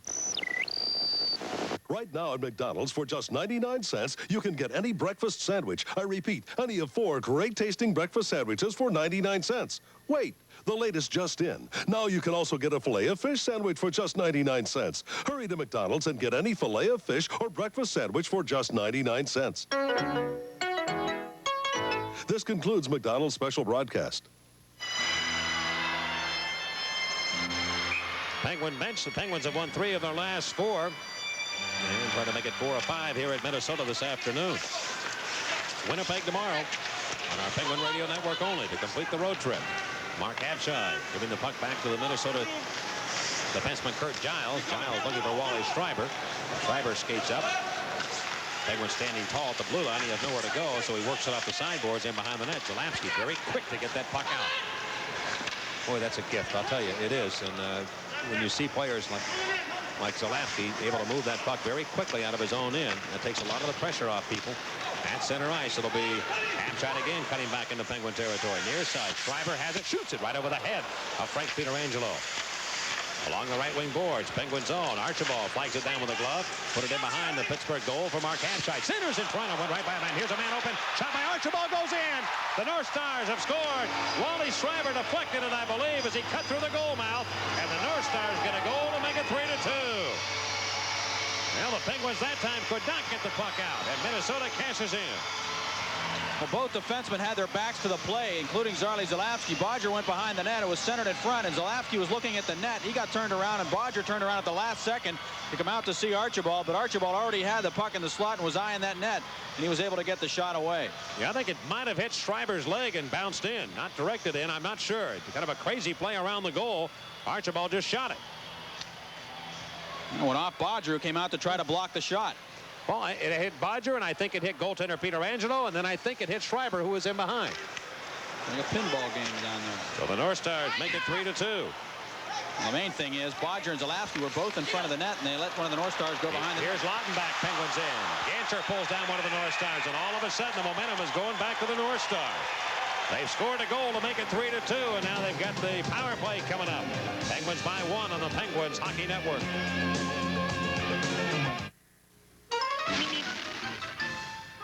The Donnelly Directory. It's a complete, colorful yellow pages that's better and easier to use.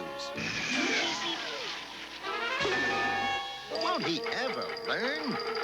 Good thinking. The Donnelly Directory. It's a better Yellow Pages with community services, local zip codes, emergency numbers, and more. To the rescue. The Donnelly Directory. It's a better Yellow Pages and much, much more. Well, Brian McClellan was going into that Pittsburgh zone, gave the puck to Lawton, who tried to go back to McClellan, and Gancher hauled McClellan down.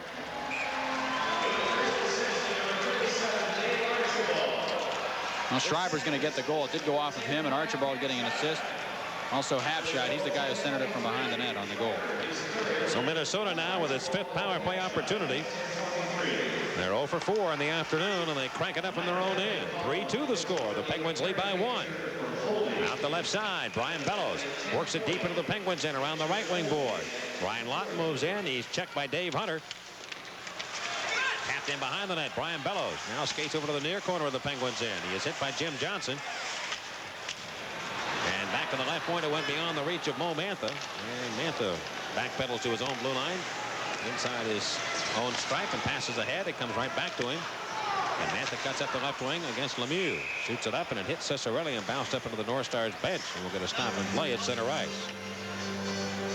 New Jersey leads Philadelphia 6-4 now in the 3rd period at Philadelphia. Here we've got a 3-2 score. The Penguins lead, but the North Stars on a power play. Wally Schreiber, the goal scorer for the North Stars, his 3rd of the year in 5 games he's played with Minnesota. He was the leading scorer, goal scoring wise, on the Canadian national team, the Olympic team, with 24 goals. And he was the International Hockey League scoring champ back in 84-85. So he's shown an ability to score goals, no matter what league he's in. Yeah, every league he's ever played in, he's been able to score, and he's doing that right now. Here, now the North Stars forced to their own end. Frawley and Troy Loney, the penalty killers now for Pittsburgh. Up on the play to the Penguins in. Bellows put it in front of deflection by Brook, and a big save there by Frank Pietrangelo. Right in front, still loose. And it's underneath the Penguin netminder. Pietrangelo able to hold it out as they push and shove in front of the Penguin goal. That was a big, big save by Pietrangelo there as the North Stars, Bob Brook, almost scored. And Brian McCullough now and Troy Loney have a hold of one another. Well, Bob Brook has not scored since January 24th. And you've got to say he's due. He had a great chance there, and Pietrangelo just simply flopped to the ice, hoping to stop that puck somehow, keep it out of the net, and he was able to do it. Brook cutting to the net. Pietrangelo sprawled and made the save off his body, and then looked for that loose puck. It was underneath him, and then it wasn't underneath him, and Cicerelli came in whacking at it and almost had a chance. In fact, he did have a chance. He just didn't get it up enough, and Pietrangelo was able to cover it up. Zalapski had tried to kick the puck under his goaltender after it squirted free. When it came off his body, see him kick at it, try to stuff it into his glove, and it came free. And that was when Dino followed on, and boy, goal scorers do that, boy. They look for any room and any chance they can get, and he almost came in and poked it in. He was just traveling at too high a rate of speed. He just couldn't get enough on the puck. He just kind of waved at it and just got a little tiny piece of it to flip it up on edge, and then Pietrangelo was able to cover it up. 57 seconds to go on the Penguin penalty to Perry Ganchar. Face off in the left wing circle. The Penguins in to the right of Frank Pietrangelo. Lemieux against Cicerelli, and the Penguins come up with it. Zalapski spin it ahead to center to Bob Erie. Now, Erie and Lemieux work together in the penalty killing team. Zalapski and Bodger will hold the back line. Here's a pass to Zalapski. Cuts into Minnesota ice. A rink wide pass broken up, and here are the North Stars 3-on-1. Hamshine drop pass. Cicerelli in front of McClellan, back in front of score. The North Stars Hamshine puts it in. As they broke in, they get a power play goal and a 3-on-1 break. And a nice little passing play with the North Stars, and they have tied the game. Well, we've been very complimentary of Zarley Zalapski, but that was one time where he made a blatant mistake killing penalties. You don't want to make a pass across the offensive zone in a situation like that, and that's what he tried to do. They tried to get a little goal-hungry, shorthanded. Hapshide intercepted it, came back up ice in a tic-tac-toe play. Hapshide ends up getting the goal after McClellan laid a perfect pass on his stick in front of the net. So Hapshide started the play out of his own zone and finished it by putting the puck in the net to tie it 3-3. Zarley Zalapski stood there, and you can tell he was just saying to himself, I know I made a mistake. He stood there, and he yelled at himself first of all, and he knows that he should have just thrown that puck in deep behind the net and gotten out of there and gotten back to make sure that he killed the penalty instead of worrying about scoring goals. So Hapshide gets his first goal in the Minnesota uniform, and there's a power play goal. The North Stars have tied the game at 3. 2 goals less than 2 minutes apart. The one by Schreiber and the other one by Mark Hapshide. And here we are in a brand new hockey game. Kurt Giles of Minnesota cruising back to center. Look out, a 3-on-2 develops. Hoppy trying to cut it off. He can't do it. Giles, they back off, and he has room, puts it in front, and right there was Gagne, but he couldn't get the stick down. Right point, it's all Minnesota at the moment. Rouse shoots it in off a blade, and it caroms to the near corner. Billy Siren trying to clear the puck. Can't. Giles fires one, and Peter Angelo steps out with the right leg. But the North Stars, Mitch Messier, and they continue to really pressure the Penguins. Basil McRae behind the Penguin net. Siren trying to point down, put it in front, and nobody is there. And the Penguins work it back the other way. Lead pass to Cunnyworth, one-on-one. Against Rouse, comes down with a rich shot and a good save by Casey. And the Minnesota goaltender smothers that one. Oh, boy. It opens up. Here we go, end to end. Tied at 3 on the Penguins Hockey Network. Giant Eagle always says the shopper pays for double coupons. Well, I'm a shopper, and I say let's go to the source. The manufacturer will pay the face value of this coupon no matter where you take it. However, with double coupons, the store will pay the rest and make up for it by keeping prices high. So that means that double coupons are really paid for by Rose Richards. Giant Eagle, if you're not paying the absolute minimum price, you're paying too much. Well, Basil McRae's a big, strong boy. He was behind the net. Billy Siren doing all he could do to try to keep him from making the play, and still was able to pull the puck on the backhand from behind the net, shove it back out in front of the forehand, but nobody was home to tap it past Frank Pietrangelo. And the North Stars again drill it deep into Penguin ice. And Minnesota called for icing. We'll pause for station identification right here on the Penguins Hockey Network. WPGH TV 53, Pittsburgh.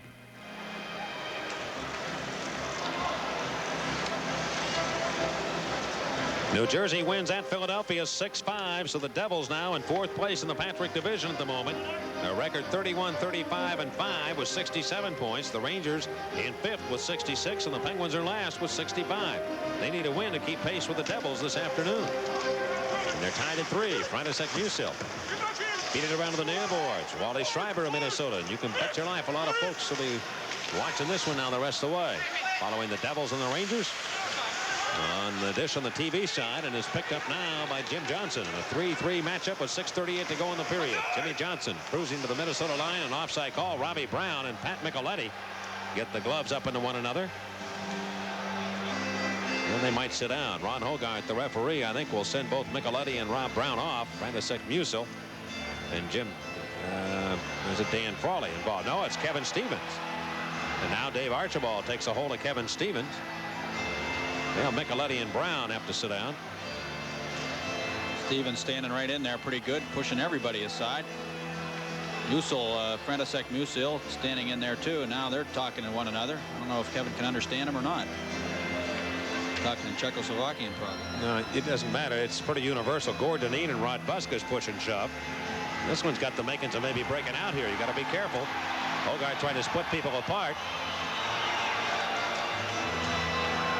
As the tempers heat up. Now Hogarth telling people, get over to the penalty box. Get away if I get out of here. Now we've got a fight breaking out here. It's Rod Buskas involved with Gord Dineen. Buskas with a left hand coming in. This is a pretty good matchup. Dineen comes with a left. Oh, this is a good goal. Buskas and Dineen both throwing lefts. Rod Buskas of the Penguins. One of the tougher customers the Pens have, and Gord Dineen, and now Buskas trying to get himself free in a position to get his hands free and start firing again, or either put him to the ice. Well, they both got a lot of shots in, left-handed style. I think Buskas got they might be gone out of this game too, Paul. Yeah, I think so. Buskas got him on the helmet a couple of times, really couldn't connect with him. Oh, Buskas with a solid left that time got it in, and the linesmen are going to step in and pry them apart. Kevin Stevens had already gone to the penalty box with Musil, and now Rod Buskas. Both guys, Dineen and Buskas, getting some shots in. We'll be back in a moment, tied at 3, right here on the Penguins Hockey Network. What do you think of the Ford Festiva? It's big. Small. Nah, it's big. Sort of a big smallness. Festiva gives you features like a roomy interior, 660 powertrain warranty, sometimes even your own parking space. So it's big and small. How about Festiva's price? It's small. It's nothing. Smallness. Ford Festiva. Call it big, call it small. Call it yours for only $54.90. Have you driven a Ford lately? This period has been brought to you by your world-class Pittsburgh Metro Ford dealers. Well, the penalties will be announced momentarily. Buskus and Dineen will get 5 for fighting each, and misconducts, not game misconducts. And that's at the discretion, I think, of the referee. He can give a game misconduct if he told him to break it up. But he gives him a misconduct, allows him to stay in the game in the third period. And Robbie Brown and Micheletti both get minor penalties. I don't know what those were for. Stevens and Musil on sportsmanlike conduct minors. 13:25, the time of all the penalties. They'll all be evened up. Well, the North Stars are back in this game, mentally, physically, and on the scoreboard. I mean, things were going along kind of quietly there for a while, but when they got back and made it 3-2, that got them, that kind of woke them up a little bit. And right now, they seem to be very much involved in this game, and they want to win it. They've come to play here today, no doubt about it. Like conduct. On the Penguins, number 44, Rob Brown, a minor penalty for roughing. On the Penguins, number 7, Rod Buskus, a major penalty for fighting and a 10-minute misconduct penalty. On the Minnesota North Stars, number 6, Freda Musil, a minor penalty for unsportsmanlike conduct. On the North Stars, number 26, Pat Micheletti, a minor penalty for roughing. On the North Stars, number 28, Gord Dineen, 5 minutes for fighting and a 10-minute misconduct penalty. The only ones we didn't give you, Micheletti and Brown, they pick up minor penalties for roughing. Recapping, Dineen, 5 for fighting, a misconduct penalty to the Stars defenseman. Buskus, 5 for fighting, a misconduct penalty. Stevens, 2 for unsportsmanlike conduct, and František Musil, 2 for unsportsmanlike conduct. Well, Brian Erickson was just hit along the boards as we go back to play, and he had to be helped off to the Penguin bench. Perry Ganchar comes out to play on the right wing with Lemieux and Bob Erie on the left side. And here with the North Stars, cruising back. McClellan coming to the Penguins in. Brian McClellan trying to cut across. Yes, does with a nice move and put a backhander on that'll miss the goal. McClellan showing a good effort there to get across and get the shot towards the net. Shots are now 17-15 in favor of the Penguins here in this game. We're tied at 3. Ryan Lott of Minnesota, whack it off the boards, comes weirdly off the skates. Goes into Pietrangelo, put back in front. Did it go in or not? Pietrangelo stopped that puck. Oh, hallelujah, Hollywood. Frankie played it away from the net, then just got back in to get a piece of that play around the goal. The North Stars kept off the board. No, I don't think Frank thought that puck was going to be up for grabs as quickly as it was either. He kind of just lollygagged back to the crease and then suddenly realized that one of the North Stars was going to jump on that puck first, but it took a strange hop. That was McClellan who got the shot on. Yep. When McClellan has thought he had a couple of goals against Frank Pietrangelo here in this period. It was just set up by a weird bounce off the boards, and Frank just got the skate on it, and the North Stars came cruising in. Well, we've seen that enough, haven't we, against the Penguins this year? Strange hops like that have resulted in goals, but the Pens got a break that time. Pietrangelo scrambling back to make sure that puck didn't go in, and it almost did get underneath him, but he squeezed it between the pads. 5:56 left in the second period. And the Minnesota North Stars and Pittsburgh Penguins are tied at 3.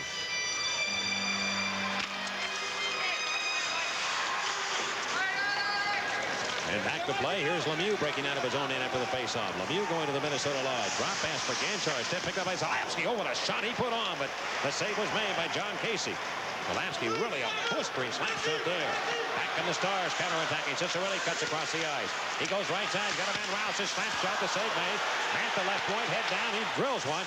Hit Bob Erie and hurt the Penguin winger. Mantha fires it back on, and it's stopped by Pietrangelo right in front.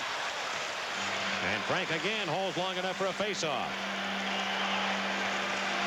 The North Stars, Bob Erie took that shot from Mo Mantha on the leg, and he has been stunned a bit. He's hurt. He'll kind of half-heartedly come off the ice. It appeared to be his right ankle, the right leg. So he'll sit down, and the Penguins will make a change here. They just lost Brian Erickson moments ago, and now Bob Erie comes off.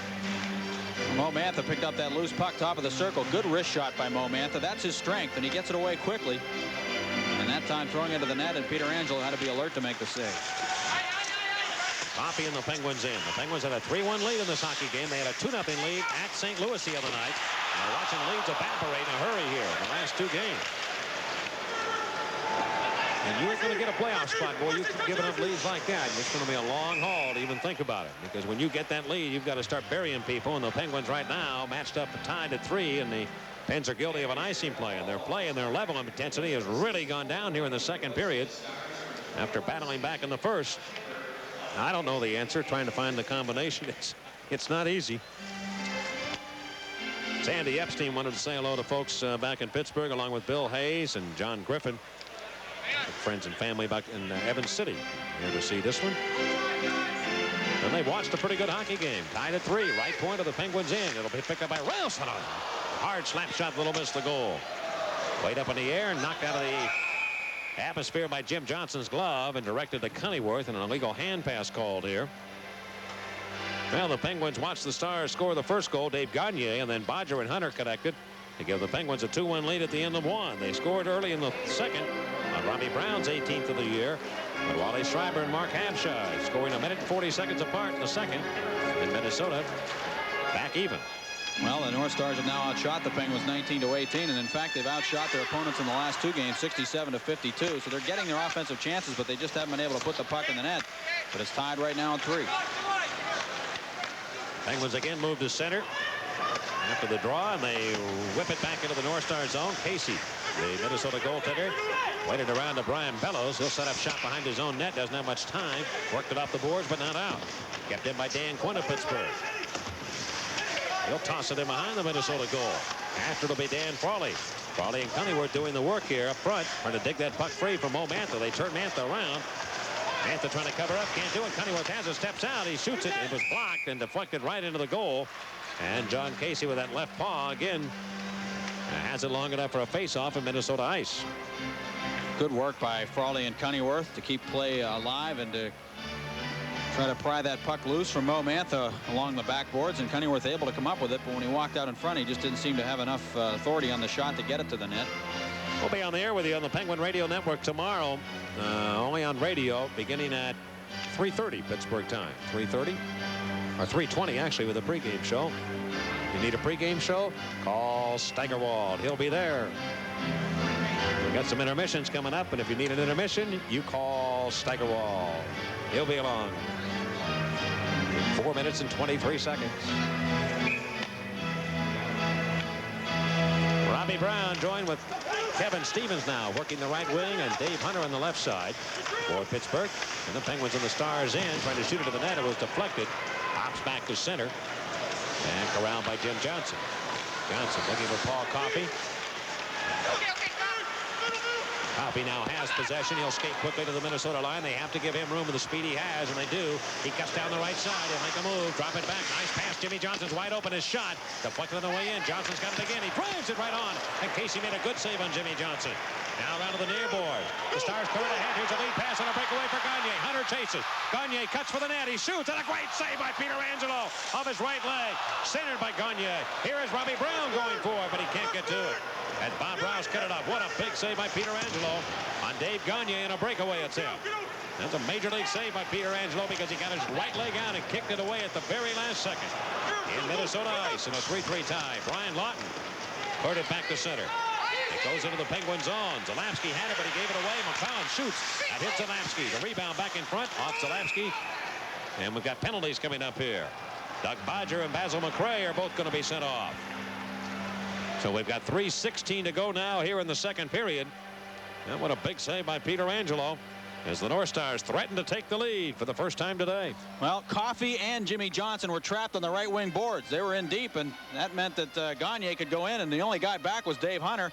He tried to catch him, and he just got a stick in him to slow him down enough, and he was able to move that puck to the forehand, and Peter Angelo scrambled to his right and got the right pad on that shot by Gagne, who did not lift the puck far enough to get a goal. He just tried to wrap it around Peter Angelo. Johnson had 2 whacks at that puck earlier. He teed one up that came through traffic, and a great toe save by Casey on that one on a screen shot.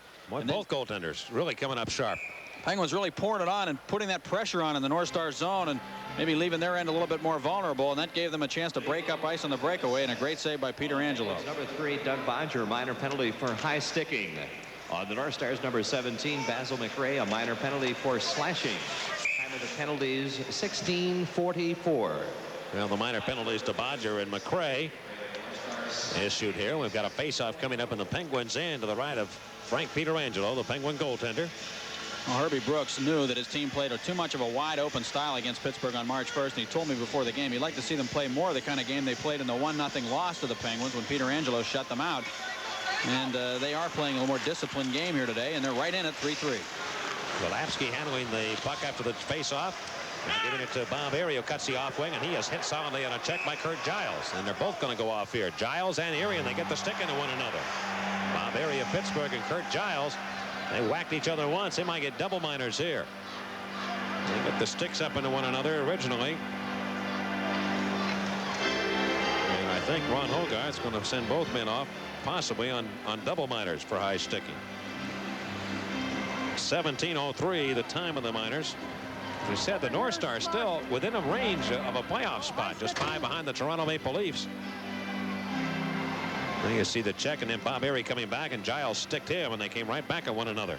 I think Erie was upset that Giles made it come in with that elbow a little high. He had that right elbow up a little bit as he came after Erie along the boards. Well, they'll just be minor penalties because I think they could send them off here, off the ice on double minors with 2:57 left.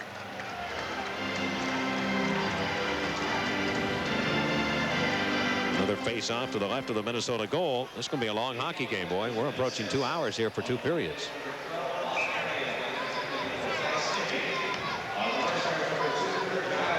Penalty for slashing. Time of the penalties, 17:03. Here he gets 2 for high sticking, and Giles 2 for slashing. 17:03 the time. And now here's Lemieux out with another new line here with Lemieux, Kevin Stevens on the left wing, and the right winger will be Robbie Brown. Jimmy Johnson and Paul Coffey on the backside against Brian Lawton's trio. Mario's due. He's got 1 goal in his last 3 games. The North Stars with Lawton on the ice. Richard Zemlak, and he takes a whack at Kevin Stevens and Brian McClellan. Now Zemlak cruising back up, almost lost it to Lemieux. Zemlak, though, who has 1 goal in 44 games, almost 300 minutes in penalty time. Mann and Zemlak, and they're going to go. This man came out, Zemlak, and they're just going to go. That's it. They're waiting to go.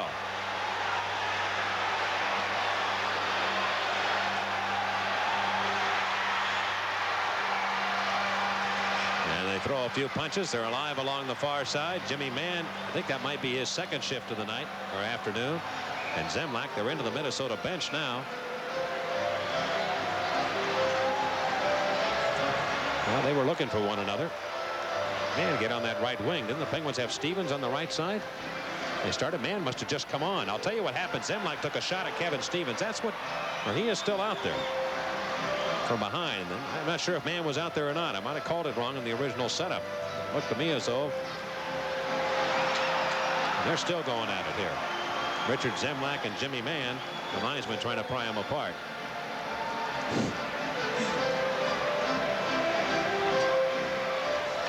Well, Mann had him bent right over the boards and into that Minnesota bench.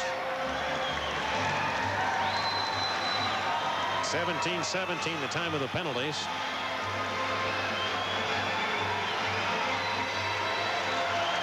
And they'll both go to the locker room. Or will they? Zemlak's headed to the penalty box, but I think might turn him around. Zemlak upset too. He yelled about something that one of the linesmen said to him, or the referee Hogarth said something to him that he didn't agree with. Apparently he's going off for the day. Well, we've got a 3-3 hockey game still here at the Met Center in Minnesota. Well, a lot of penalty time issued here in this, the 2nd period. It's been kind of a chippy hockey game, particularly here in the 2nd period. A lot of stick work. Really, the 2 heavyweights after each other. We've got 5 minutes each. We're fighting. I've got Jimmy Mann, a 2-minute unsportsmanlike conduct, pulling hair. Just unsportsmanlike conduct, isn't it out? Pulling hair, Mario. They're going to get 5 each for fighting, and Jimmy Mann for pulling the hair of Richard Zemlak gets 2 minutes for unsportsmanlike conduct. Thought I saw him do that in the bench. So now, by sending Mann out, the Penguins are shorthanded at the moment in a 3-3 hockey game. Now he's picked up the extra minor penalty, and the Penguins will be shorthanded. The North Stars will get a power play chance, and they'll send out Brian Lawton, Brian McClellan, Brian Bellows, and Mo Mantha will take one of the points. Penguins have been killing penalties a lot here in the 2nd period.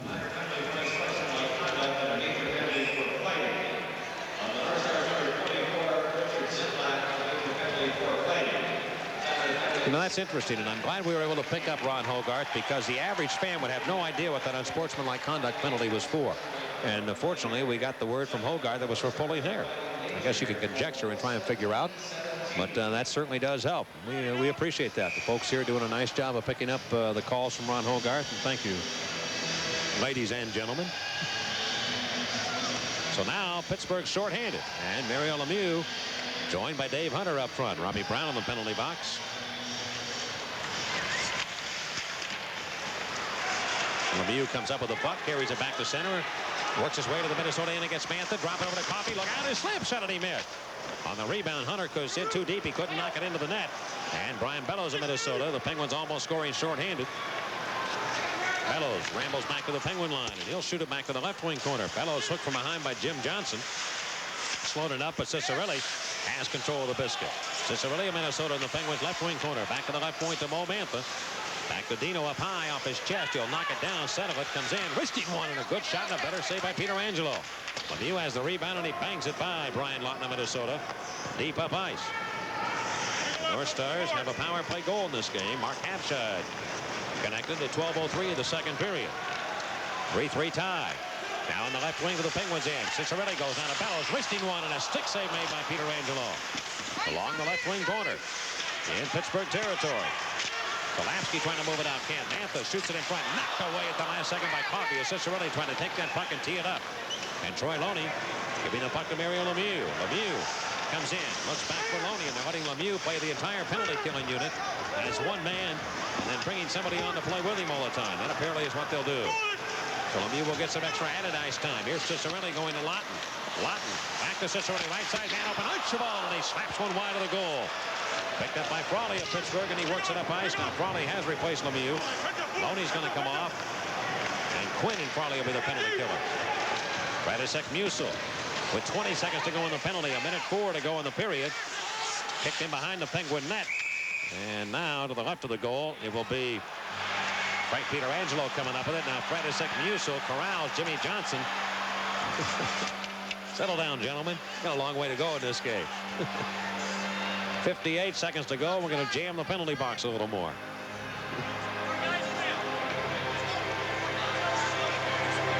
"15 seconds to go on the minor penalty to Jimmy Mann.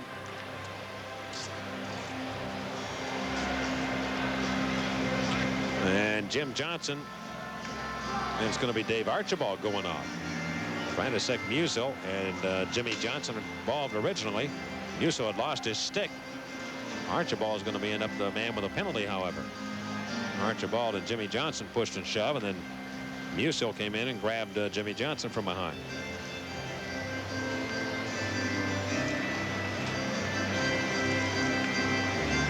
And the penalties issued at 19:02. And Johnson and Archibald go to the locker room. A lot of guys in there sitting around.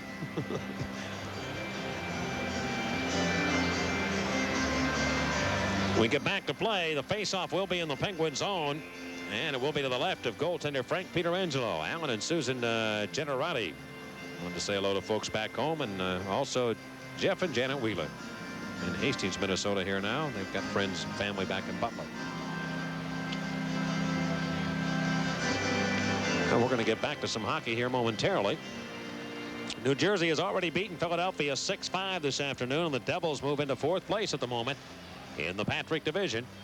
Remember, only 4 of the 6 teams will gather playoff spots, and it's going to be a 3-way battle, it appears, between the Penguins, the Rangers, and the Devils, right down to the very end to decide who will get that playoff spot. Of course, the Devils not made the playoffs since they've been in New Jersey. The Penguins have gone 5 years without making it. The Rangers have been able to get that 4th spot on a kind of a continual basis. Late in the season, they've been a pretty strong team down the stretch, whereas New Jersey and Pittsburgh have been on the fading end of it. But the Devils are playing good hockey right now, and they've come on very strong. And the reason that game is so important to them today, they have so few games left. The Pens have some games in hand, but they're making up for it. They're winning big games. Boy, they won in Boston last week. They win in Philadelphia this afternoon. And that's how you get to the playoffs, boy, winning those big games against strong teams. On the North Stars, number 6, Brandon Musil. And on the North Stars, number 37, Dave Archibald. Archibald. Minor penalties each for roughing. Well, the North Stars end up with a shorthanded situation to even things up as Musil picks up a minor penalty. So now in 3 seconds, the Penguins will have a power play. Here's Coffey cutting back to the Minnesota line, but the Penguins are offside.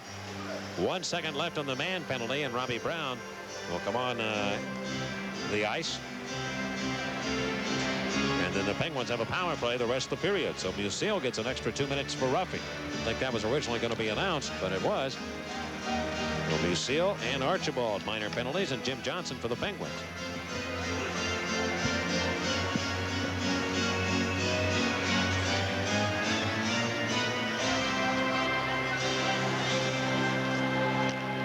Lemieux has Cunneyworth on the left wing. And I think Robbie Brown might well come on the ice and just move right into the power play. Zalapsky and Coffey will be the point men. Tied at 3. Face-off Gagne. He's played a strong game for Minnesota. Brown is on, and he steps right into the power play. He'll play the left wing at the moment. Locked it back into the Minnesota end. This might be an icing call against the Penguins. And that it is.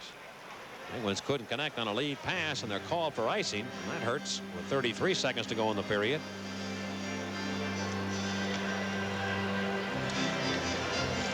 Penguins with games left on the schedule. They've got Winnipeg tomorrow, then Toronto midweek, Philadelphia at home next weekend, then away against Philadelphia. Washington and Montreal at home, away in Quebec and New Jersey at the Civic Arena, at Washington their final road game the last weekend of the season, and at home to close it out against the Hartford Whalers. Here's a face-off in the Penguin zone, and Mario Lemieux has the puck. Played up to Zali Zalapsky. Zalapsky looks over the seam and shoots it towards the net. Knocked aside by goaltender John Casey away from the goal. The North Stars whack it out of midair all the way to the Penguin zone. Coffey returning. He'll take command of it with 15 seconds to go in the period. Laid it up to Cunneyworth. Cunneyworth steps into Minnesota ice. He'll move across on the left wing side. Lost possession of the North Stars. Will kill the clock in the period. They'll come out of it with a big come from behind period for the North Stars as the siren sounds here. And now the tempers heat up again to end the period. Cunneyworth involved with one of the North Stars in the corner. Well, they've been poking away at each other all afternoon. I wouldn't think the third period will be any different. As Dave Gagne and Randy Cunneyworth have words. We have played 2 here at the Met Center in Bloomington. The scoreboard reads the Penguins 3 and the North Stars 3 on the Penguin. Minnesota's picked 15th overall and grabbed this guy, Bob Airy. And Bobby, you missed 62 games this year with that hand injury or wrist injury. I know it was kind of a freaky injury and a very disappointing one for you because you were the Penguins' leading scorer in training camp. But if you could, talk about the injury and how it feels right now. Well, it was I just followed through on a shot and wasn't able to brace myself for a check, and the wrist snapped back and broke a little bone in the wrist area. It just happens to be a bone that no blood gets to, and you know, it was a long 4.5 months, and I tried to keep my mind mentally into it. Physically, you can only do so much. I tried to skate out there and work hard on it, but the injury's come along, and I think it's healed now, and it's just a matter of getting my timing back and some of my wheels back. I know it had to be kind of flattering to you, I would think, to have been able to start on a line with Mario Lemieux in your very first game back. I think some people raised some eyebrows there that how could the Penguins do that, and a guy that hadn't played in 62 games, but usually the adrenaline's going pretty good in that first game. Yeah, I think you know, I think it worked before, and it's a combination where it's going to help the team. You know, we can balance out some other lines, put Cunny over with Quinner and Huntz with Stevie Gattis or whoever, but I think it balances out the lines a little bit, and I work deep and help Mario out, and I can get into the play, and I just do more of a defensive role on an offensive line, if you may, and you know, it seems to be working pretty well. Our line's been plus, and the bottom line is winning. I don't care if you know, I could score another goal from now to the end of the season. I just want to get into the playoffs. Bob, this game here today got pretty chippy there in the second period. You've been faced with having to kill penalties a lot here again today. You're going to see in a spot role right now in the penalty killing. Mario Lemieux has been moved up to that #1 spot on that left side. But talk about the kind of balance between thinking offensively at times when you're killing penalties and also realizing that you're out there to stop the other team from scoring. It seems like the Penguins are having a little bit of problem adjusting to that frame of mind, if you will. Yeah, I think that's the main concern, especially with our team. I don't know, we might be looking for a few too many goals, but the key is just to get it out of our end and try to keep some pressure on them. The first thing is you want to win the draw and maybe kill about 20 seconds of the penalty. And if you can rag it a bit in the center zone and without risking turning the puck over, and you just want to get it in deep and rag some time and force them to do things that they have set plays out there, and you want to force them to do something that they don't have set. Of course, they often will go down the boards if you put pressure on the point man, and I guess a big thing there is to have that ability to go over to the boards and get the loose pucks and beat the defenseman to the puck. That's the thing, the defensemen are going to get the puck low, and if you're over at the boards when the puck's coming around, you just want to take the defenseman out. You don't even want to look and consider the puck. If you can take the defenseman out, take his stick, he's not going to be able to keep the puck in, and that's what you want. What do you look for in the third?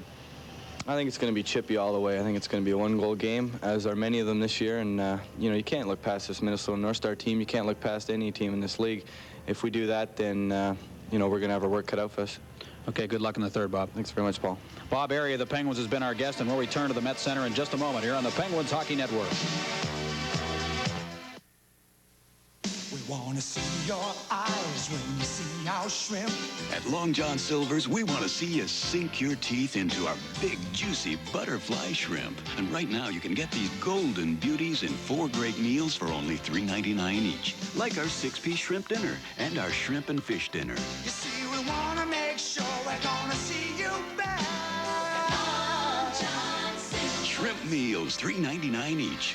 We want to see you happy.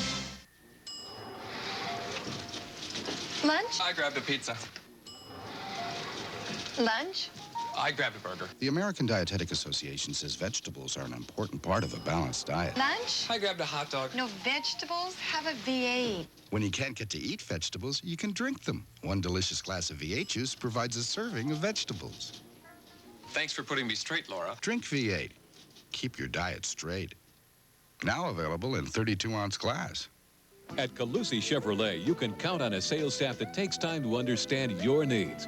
Chevrolet Caprice, for example. Caprice is one of the last full-size family cars and features roomy seats and plenty of trunk space. Or consider the aerodynamic design of the IROC. IROC combines the features of a world-class sports car with an affordable price. And, of course, Chevy Blazer. This rugged four-wheel drive workhorse answers the practical needs of a family and the rugged needs of a sportsman. No matter what your needs, you can count on a friend. Calusi Chevrolet. Now, evenings are twice as nice when WPGH doubles your fun with the Facts of Life at 6:30 and 7:30. This is fantastic. You've loved Family Ties and Facts of Life at 6 and 6:30. Wait, it gets better. Now there's twice the laughs with Family Ties and Facts of Life at 7 and 7:30. I think they like us. Watch 2 hours of non-stop ties and facts fun when Facts of Life comes to 7:30 starting March 21st on WPGH TV 53. Here at the Met Center, the Penguins and the North Stars are tied at 3 as we await the club's arrival for the third period of play. But right now, we hope we have given you some very valuable pointers as to what the infraction of icing is all about this year. And as we promised, we're going to test you now and see what you remember. So here we go.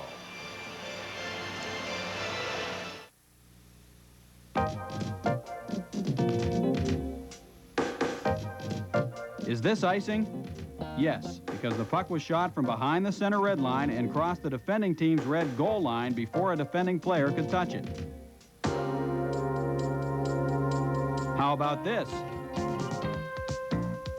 Yes, because even though the puck crossed the goalie's crease, it did so after it had crossed the goal line. In other words, it crossed the goal line, hit the backboards, then crossed the goalie's crease, so it is icing. How about this?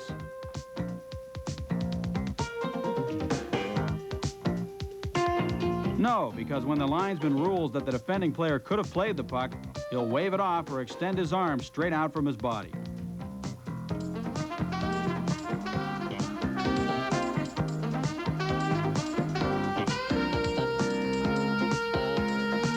And our last one? Well, this is a little unfair. No icing because the team is playing shorthanded due to a penalty. Count the players. Remember, the defending team can clear the puck up ice when they're shorthanded. How did you do? Well, we hope you learned what icing is and what it's all about. In our next telecast, we'll find out about offsides and the offside or two-line pass. Okay, Alex will now do his famous dog impersonations. Grab a stroll light, relax. Ready, Alex? All right, who's this? Rin Tin Tin. Look at this. Look at this. Tramp, my 3 sons. Right. This is my favorite. Benji. Oh, I don't know how he does it. It's amazing. Stroh Light, fire brewed for smooth, consistent taste. No, here he comes. Here he comes. Who's that supposed to be? Beats me. If you're afraid to cook fish, maybe you've been missing an important ingredient, the Giant Eagle Foolproof Fish Guarantee. Our guarantee assures you that your fish dinners will turn out great. Just follow the easy-to-prepare, foolproof recipe we provide with your fish. And if the meal doesn't turn out the way you'd like, we'll replace the fish absolutely free. The Giant Eagle Foolproof Fish Guarantee. It's the ingredient you can only find at Giant Eagle. To get a loan in our day, you had to be king of England. So we used to arrange financing for people, so to speak. If only we'd had Equibank. Yes, the Straight Talk Bank would have kept us straight as an arrow. You see, Equibank got to be big and strong by treating ordinary people like royalty. Friends, to get money. Without having to run around the forest in little green tights. Go to Equibank. They could have kept Robin from becoming a hood. The first time I see a prospective customer, I ask them to write down the name of their long-distance company's sales rep. Most of them can't. Then they realize they've never met one. Now, I can go on about MCI's superior technology and quality and how much better our billing system is. But in my view, none of that means beans if we don't care enough to sit down with you and show you. Until you call, you'll never know how much better a long-distance company can be. MCI. Let us show you. Well, it's a night to honor the Star of Stars as Eaton Park presents Mario Lemieux All-Star Poster Night on Wednesday, March 16th, when the Penguins play the Toronto Maple Leafs. All fans will receive a full-color poster of Mario straight from his MVP performance in the All-Star Game, compliments of Eaton Park. And fans get an extra bonus of receiving a beautiful rose. That is a beautiful rose, as you would in a flower, that night, courtesy of FTD. That's Wednesday, March 16th, when Eaton Park presents Mario Lemieux All-Star Poster Night. We'll be back to take a look at the scoring in the second period, how it happened. We're tied at 3 on the Penguins Hockey Network. We interrupt this commercial to bring you a special McDonald's broadcast. Right now at McDonald's, for just 99 cents, you can get any breakfast sandwich. I repeat, any of 4 great-tasting breakfast sandwiches for 99 cents. Wait, the latest just in. Now you can also get a Filet-O-Fish sandwich for just 99 cents. Hurry to McDonald's and get any Filet-O-Fish or breakfast sandwich for just 99 cents. This concludes McDonald's special broadcast.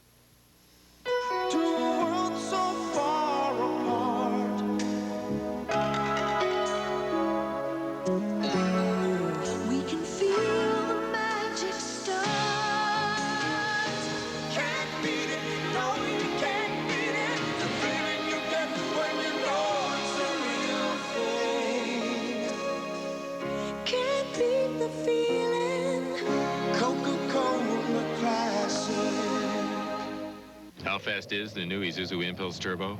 How does 950 miles per hour sound?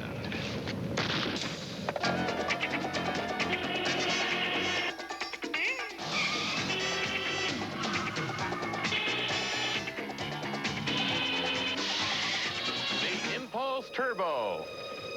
Faster than a speeding... Well, you know. Get a great deal at your local Isuzu dealer. Bullet not included. Everyone's raving about Good Morning Vietnam. I couldn't stop laughing. Easy, girl. The Today Show calls it touching and wildly funny. I want to see it again and again. And Siskel and Ebert give it 2 thumbs up. Robin Williams, Good Morning Vietnam, rated R, now playing at a theater near you. Also from Touchstone Pictures, a vicious killer, a beautiful hostage, an FBI expert. It's the very best against the very worst, and only one will survive. Sidney Poitier, Tom Berenger, Kirstie Alley, Shoot to Kill, rated R. Now showing at a theater near you. Check newspaper. Well, the Penguins took a 3-1 lead in the second period as Dave Hunter helped set up Robbie Brown. Brown cut it across the slot with a nice move and fired it on the stick-hand side by goaltender John Casey, and the Penguins led at that point 3-1. But Minnesota bounced back, and they scored the next 2 goals. Yep, Schreiber got one, his 3rd of the year, on a play. Archibald getting it in front and just shooting that puck to the net, and it hit about 3 different things on the way in. Doug Bodger came out to block the shot. It got a piece of him, hit Peter Angelo, and then Schreiber was able to direct it into the net. He was behind Peter Angelo, and Peter Angelo thought that he was in the crease, and Zarley Zalapski had put him in there, or at least kept him from getting out of the crease, where he was able to score the goal. And besides, he got to the puck, touched it, and got the goal. Zarley Zalapski tried to make a play across the offensive zone. A mistake there as the Penguins were killing a penalty, and Habscheid broke up ice, dropped it off, and McClellan gave it back to Habscheid as he went to the net, and he put it in. And it was Cicerelli who made the pass, the first pass.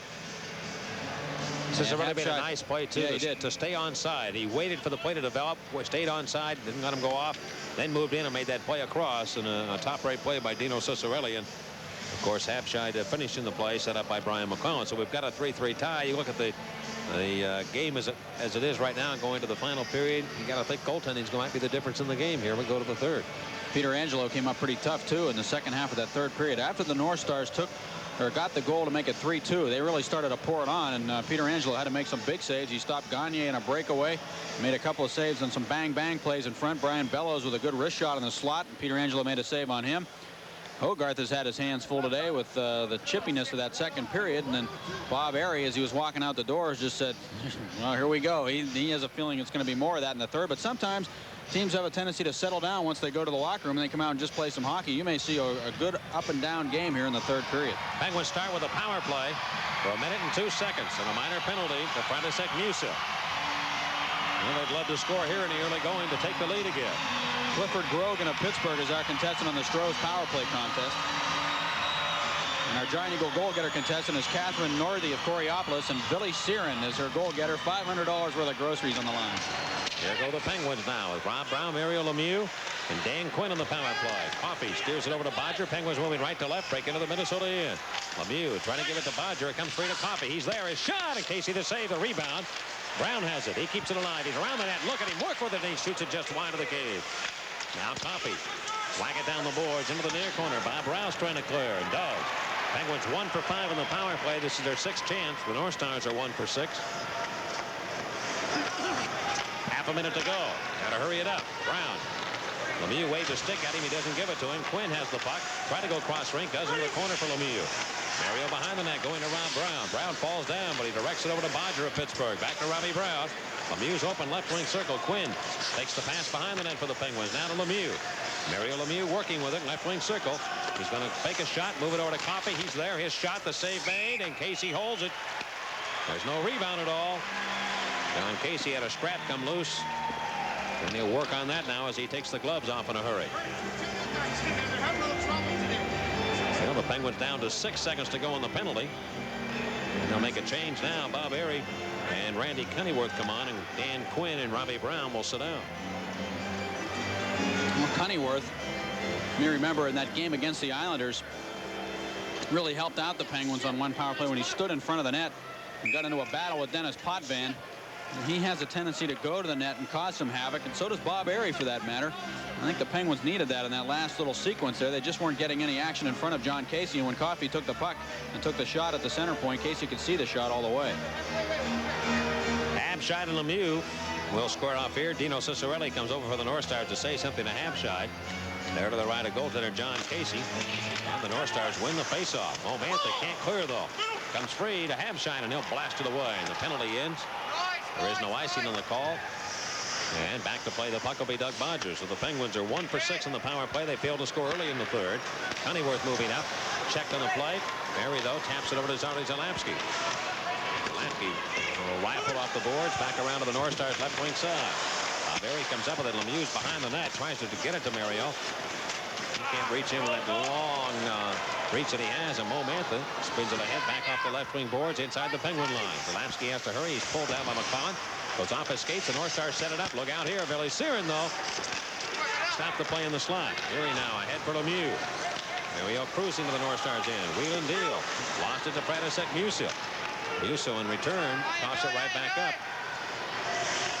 to Billy Searin. Looks for Lemieux. Lawton on him.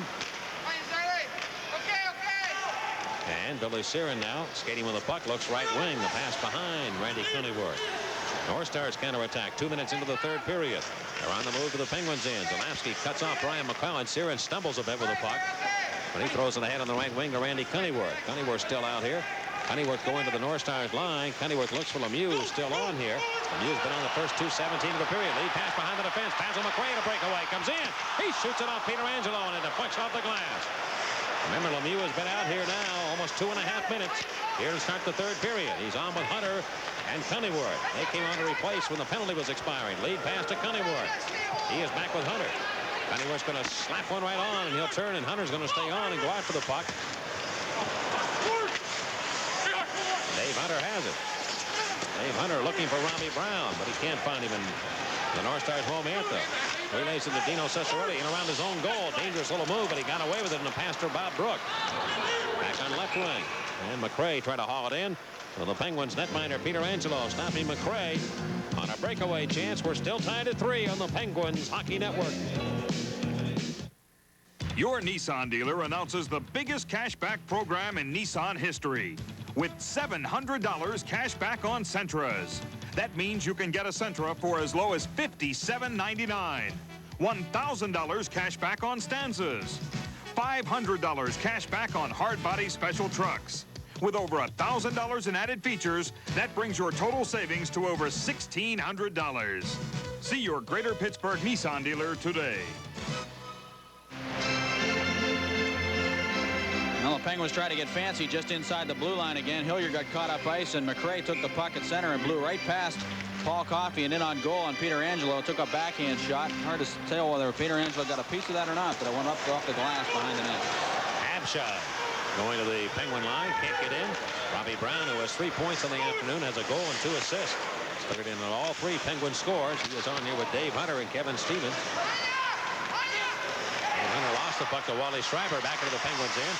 He's turned around in the last second, though. Loose puck of the slide. Look out. A shot by Abshai. And he pulled the trigger and missed the goal. Along the near corner. Still in the Penguin zone. Paul Coffey corrals the puck. Leave it ahead to Jim Johnson. He's 3-on-3 to the North Stars line. He'll take off and go in deep. Centered it back for Robbie Brown, but that's too hard. It came off the near boards, and Wally Schreiber spins it back to the big center circle. Coffey looking for Rob Brown. Frantisek Musil, though, stepped in to steal. And the North Stars defenseman goes to his partner, Bob Rouse. Rouse up in the left wing to Brian Bellows. Breaks on Penguin zone. Good pass in the slot. Here's a man over. Messier comes down. He didn't know what to do with it. Robbie Brown trying to cover the puck in the slot. Still loose. Squirt free. Look out. A shot by Cesarelli just missed. And Zelansky fires it around the boards and got it out of the zone. Tense moment there because Brown really couldn't freeze that puck. He would have been called for a delay of game penalty. Where Giles weaves his way into Penguin ice now. Drop pass to Mantha. Shoot it towards the net. It was deflected.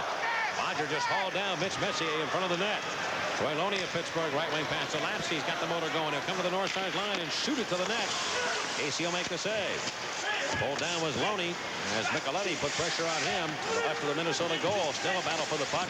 Along the board, squirts free to Bodger in the slot. Right side. Zelansky looks it over. Wrist shot. Stopped by Casey off his blocking glove. Now around to the left point. Bodger keeps it in. Loney between the circles in front. A shot. That's stopped by Casey. Now Quinn to the right point. Goes to Zelansky of Pittsburgh. His shot. Good shot, but a better save by Casey. Quinn throw it behind the goal. Casey comes out. He'll whack it around to the near boards. The North Stars finally clear. Zelansky of the Penguins settles it down, but he gave it right to Bob Rouse. Rouse turned it right back to Zelansky. Here's Frawley now, cruising back into the North Stars in. Turned around, he drops it up to Quinn. Should open up here. Rouse is out of position, but the pass intended for Cunneyworth is deflected by the North Stars Cesarelli. Frawley along the near side, and a high stick on the puck will negate the play with 14:46 to go in the third. And we're still tied at 3. Well, on that scramble around the net in the Penguin zone with Robbie Brown actually got the stick on the stick of Messier to prevent him from taking the shot, and then Brown covering up the puck and having to move the puck, and the North Stars almost got a goal. And then the Penguins put on pressure in the North Stars end, and Zalapsky with 2 good shots. First the slap shot, then the wrist shot, and that's showing that variety that he has in that right point. He can get the shot away in a variety of ways, which really keeps the goaltender guessing all the time, and he really fired that slap shot. Casey coming up with a couple of big saves. Say he rose to the occasion. Yeah. Here's Cesarelli shooting the puck. That went wide. Off the left wing boards and back to center. Coffey now corrals a Coffey to the North Stars in. A shot went right off the body of John Casey, who made the save on him. Now centered by Bob Arias. The Penguins coming out strong at the moment. Cesarelli, though, spins it back to the blue line area. Now Browse backpedals Finding Frederick Musil. Musil, a right-wing pass to Dino Cicerelli. It'll be called back on a two-line infraction. Two-line pass called. 3-3 on the Penguins Hockey Network. The people at Mac asked me to illustrate the #1 reason to get the #1 banking card, Mac. But I'm better at cutting than drawing. The #1 reason is convenience, which you don't get when you're standing in line to do your banking. So break away. Get your Mac card and get convenience. Go Mac and share the experience with people who carry convenience. Go Mac. Share the experience. Go Mac. The great March blizzard awaits everybody outside. People enjoying themselves here. It'll be pretty cold. Understand it's ice cream weather in Pittsburgh, though. Temperature about 70 degrees. Here on the near side of the Minnesota Inn. Looked around the horn. Robbie Brown of Pittsburgh trying to get it to Kevin Stevens. Stevens, Brown, and Dave Hunter out here. Out in front it comes to Robbie Brown. Turning and shooting the puck. And a save made by Casey, who held his ground very nicely on Robbie Brown. Drilled away by the North Stars. Back up ice into the Penguins in. Kevin Stevens kicks at it. Looking for Rob Brown. And Robbie Brown 2-on-2. Making a move down that right wing. Playing center ice here in this line. He sparkled this afternoon for the Penguins. Yeah, he's really enjoying playing his natural position, it appears. Well, the North Stars guilty of an icing infraction. Let's check the New Jersey schedule, what they have left. They played Philadelphia today and won 6-5. They have Quebec at home next week. Then they'll be away at Washington. They have 3 straight on the road: Washington, St. Louis, and Buffalo on road games. The Rangers at home, Pittsburgh at home, Pittsburgh away. The Islanders at home, the Devils have. And their last game of the year is at Chicago. And what do the Rangers have? They've got Washington tonight at home, or on the road. Right? Wait a minute here. That's right. Yeah. Then they've got Philly and Washington at home. They'll be at Toronto, home for Hartford, Buffalo, and Edmonton. And 4-game road trip late in the season, where they'll play Detroit, New Jersey, Chicago, and Winnipeg. Their final game will be at home against Quebec. Here are the Penguins and the North Stars in, putting pressure on again. Troy Loney trying to get it in. He can't. Goes behind the net to Dan Crawley. Centers it out. And it's taken by Dave Gagne. Gagne in Minnesota. Snap it ahead on the right wing to Basil McRae. McRae was denied on a breakaway chance here in this third period by Frank Pietrangelo. Penalty coming up here. It's loose behind the Penguin goal. And let's see who the penalty will be against. It's going to be a penalty called. Jim Johnson and Basil McRae. And now Loney steps into the situation. And I want to see who the penalty is going to be on. Basil McRae now pushing Danny Quinn. Let's see. Bob Brook involved with Troy Loney. Now Bob Brook pushing Troy Loney back. We'll take a timeout. They'll sort it out. We'll be back to let you know what the penalties are in a moment on the Penguins Hockey Network. Deciding where to put me treasure weren't easy. Burying it wasn't no day at the beach, neither. We needed Equibank. I'd have sailed straight for the Straight Talk Bank. You see, Equibank knows how hard you mates work for your treasure. So it should be kept safe and sound. And dry. At Equibank, me buckos. With their help, Blackbeard might have been a stealer instead of a pirate.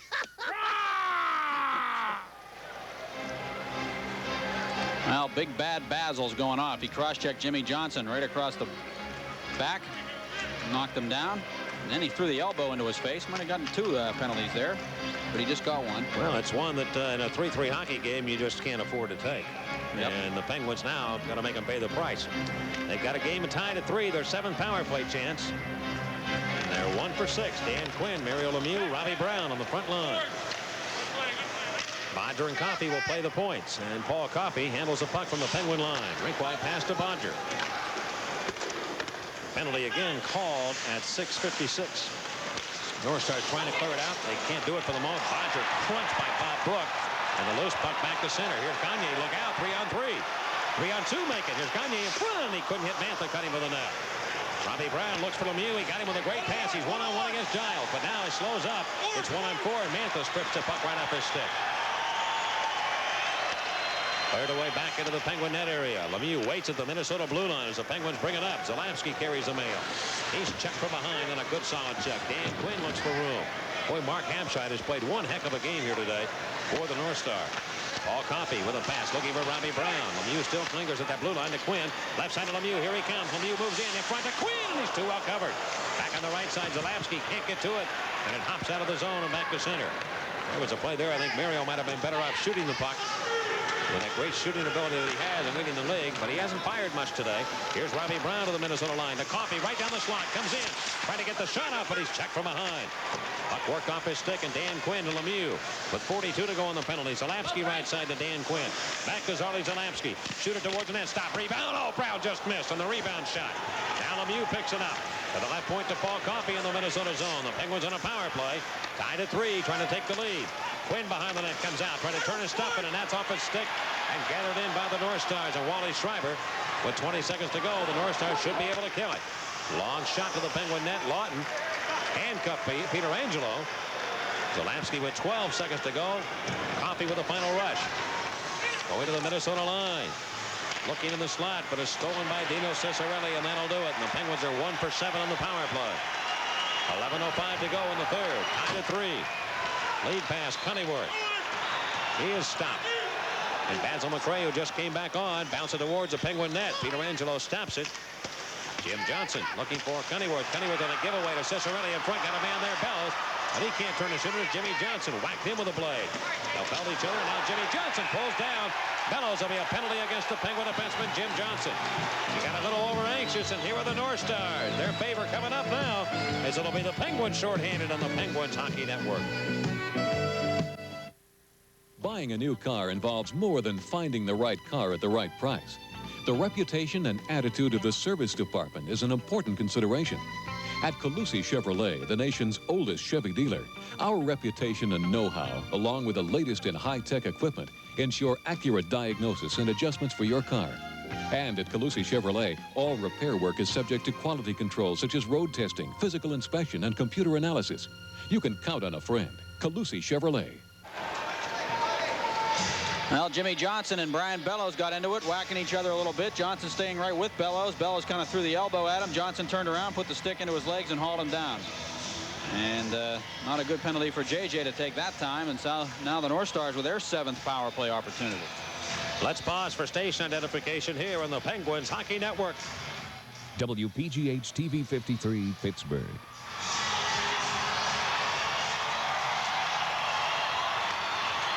The North Stars are 1 for 6 on the power play against the Penguins this year in the 3 games. They are 2 for 20. And the Penguins will have to try and shut them down again with a lot of time left here in the third period. 10:31 to go. By the way, Jason Weathers of Pittsburgh is going to pick up a couple of tickets on our Stroh's power play contest. Penguins failing to score for the 6th time today. They're 1 for 7. Well, you said goaltending would be a big part of it here in the third period, and both goaltenders have come up tough, particularly Casey. The Penguins have had the better chances, but North Stars should be getting some right here on this power play. Penguins have outshot the North Stars 10-2 here in the period. They do not have the go-ahead goal. John Casey has been able to keep it tied. Here are the North Stars cruising back now to the Penguin line. Brian Bellows, 35-goal season to Brian McClellan on the left wing board. Looks for Dino Ciccarelli, played free. Brook now the right side of Hampshire, shoots it on. The stop is made. The whistle sounds. The puck came free, but Ron Hogarth lost sight of it. And Ronnie, I'll tell you one thing. I like Hogarth because he's very honest. He has a smile about it. He's not going to get that upset. He just said to the guys, hey, I lost sight of it, guys. I'm sorry. And you can appreciate that. You can't be too mad at him because he's just calling it and he's laughing about it. When guys get hardened about it and start yelling back at you, that's when you got a beef. I mean, he just understood the play. He just lost sight of it, and he told him that. And it's a good thing for the Penguins that he did, even though the puck was shot over the net after that. The Pens have had a little problem. Their goaltender, Steve Gannett, had a problem against the Blues the other night, not being able to control that puck and freeze it. It keeps popping free. And the tendency is when you think the goaltender has it to relax, the other team's still thinking, let's get the goal, and they're usually the ones that are going to get that loose puck if it pops free.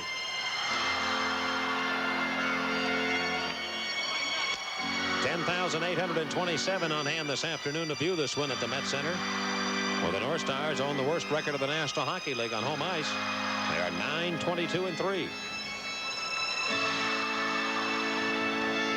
Lemieux in a penalty killing role with 1:29 to go in the minor penalty to Jim Johnson. Lemieux and Dave Hunter.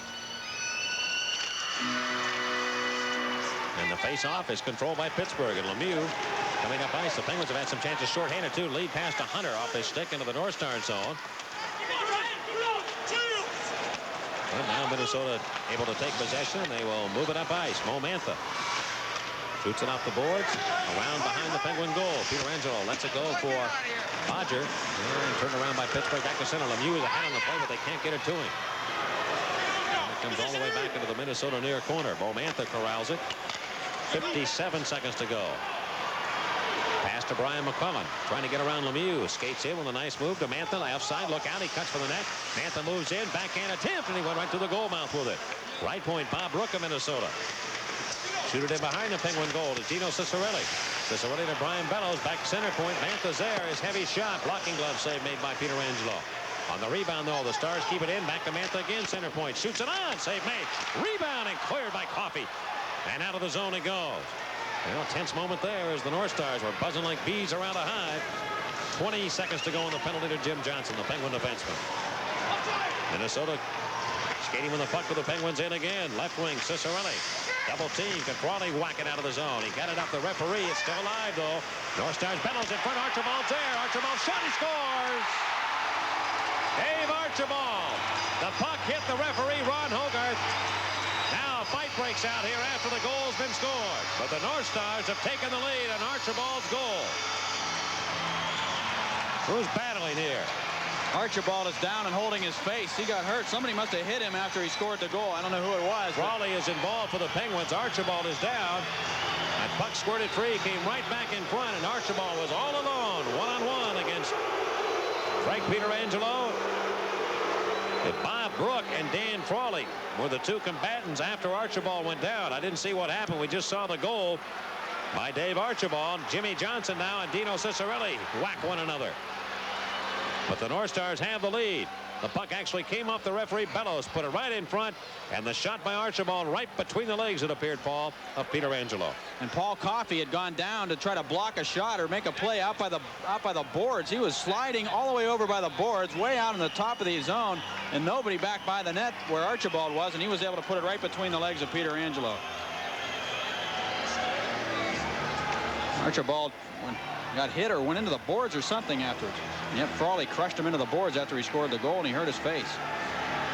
Well, it's a power play goal with only 5 seconds remaining on the penalty to Jim Johnson. A costly penalty for the Penguins because the North Stars have the lead, and Archibald, visibly shaken, will be helped off the ice.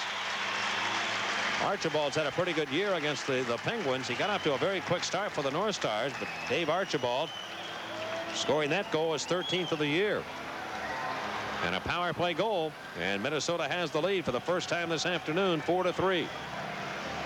Well, the Penguins had a lot of chances, but they just couldn't beat John Casey, and you had that feeling that when the North Stars would get the opportunity, they might be able to put that puck into the net. And this might be doubly tough for the Penguins because Frawley may pick up a penalty here for what he did to Archibald after the goal was scored.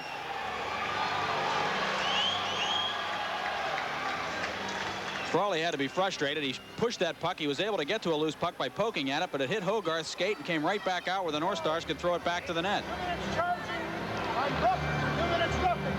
It's all put on the board. 5 goes up on the board, 4 goes up on the board. 5 on 4. Ronnie. No. Oh, okay, you're up. Hey, go both short. No, you're not both short. You're a man short for him. A man short for him. What's that fine? I think Frawley's going to get a 5-minute major penalty, and Brook of Minnesota, a charging minor and a roughing minor. I think it'll be a 5-minute major to Frawley and 2 minor penalties to Bob Brook. And Hogarth's confused because Johnson's penalty is still up on the board, but he doesn't realize that that penalty is gone now because the North Stars scored a power play goal. So he's asking who's 6, and he doesn't realize that that's the guy that had the Penguins short-handed. Here's the announcement on the goal. For charging and roughing. Time of the penalties 11:13. Repeating, Frawley of the Penguins, a major for boarding. Brook of the North Stars, minor penalties for charging and roughing, all at 11:13. They haven't changed the scoreboard yet. Was that not a goal by Archibald? The goal should be. Here we go. Dave Archibald First assist to number 23, Brian Bellows. The second assist to number 21, Mo Mantha. A power play goal at 11-13.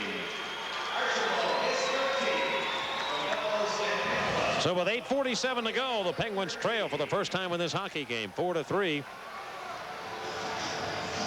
Now they should have that penalty time up on the board if it's a 5-minute major and 2 minor penalties, because the North Stars will get a power play out of this. And they still haven't taken Johnson's penalty off the board. Well, they might be having problems with the scoreboard here at Minnesota. They're trying to correct it. We'll be back in a moment. 4-3 Stars on the Penguins Hockey Network. Yes, Mrs. Ferber. I'll be right over. What's up? It's Alex. He's been burying things in Mrs. Ferber's garden again. Right here. Alex, a bottle of Stroh's. Keep digging. Nice, Alex. 15-pack. Keep digging. With Stroh's and Stroh Light 15 and 30 packs, you get more beer. How did he get a whole truck down there? Why don't we ask the driver? Well, they're alive and well here at the Met Center as they've got the Fanometer going here. The reason I say they might be having some problems with the scoreboard, they haven't put the Minnesota goal up on the board yet. They still have it as 3-3. But the Stars definitely have the lead, 4-3. We're back to play now. Both clubs will be shorthanded by a man. 4-on-4.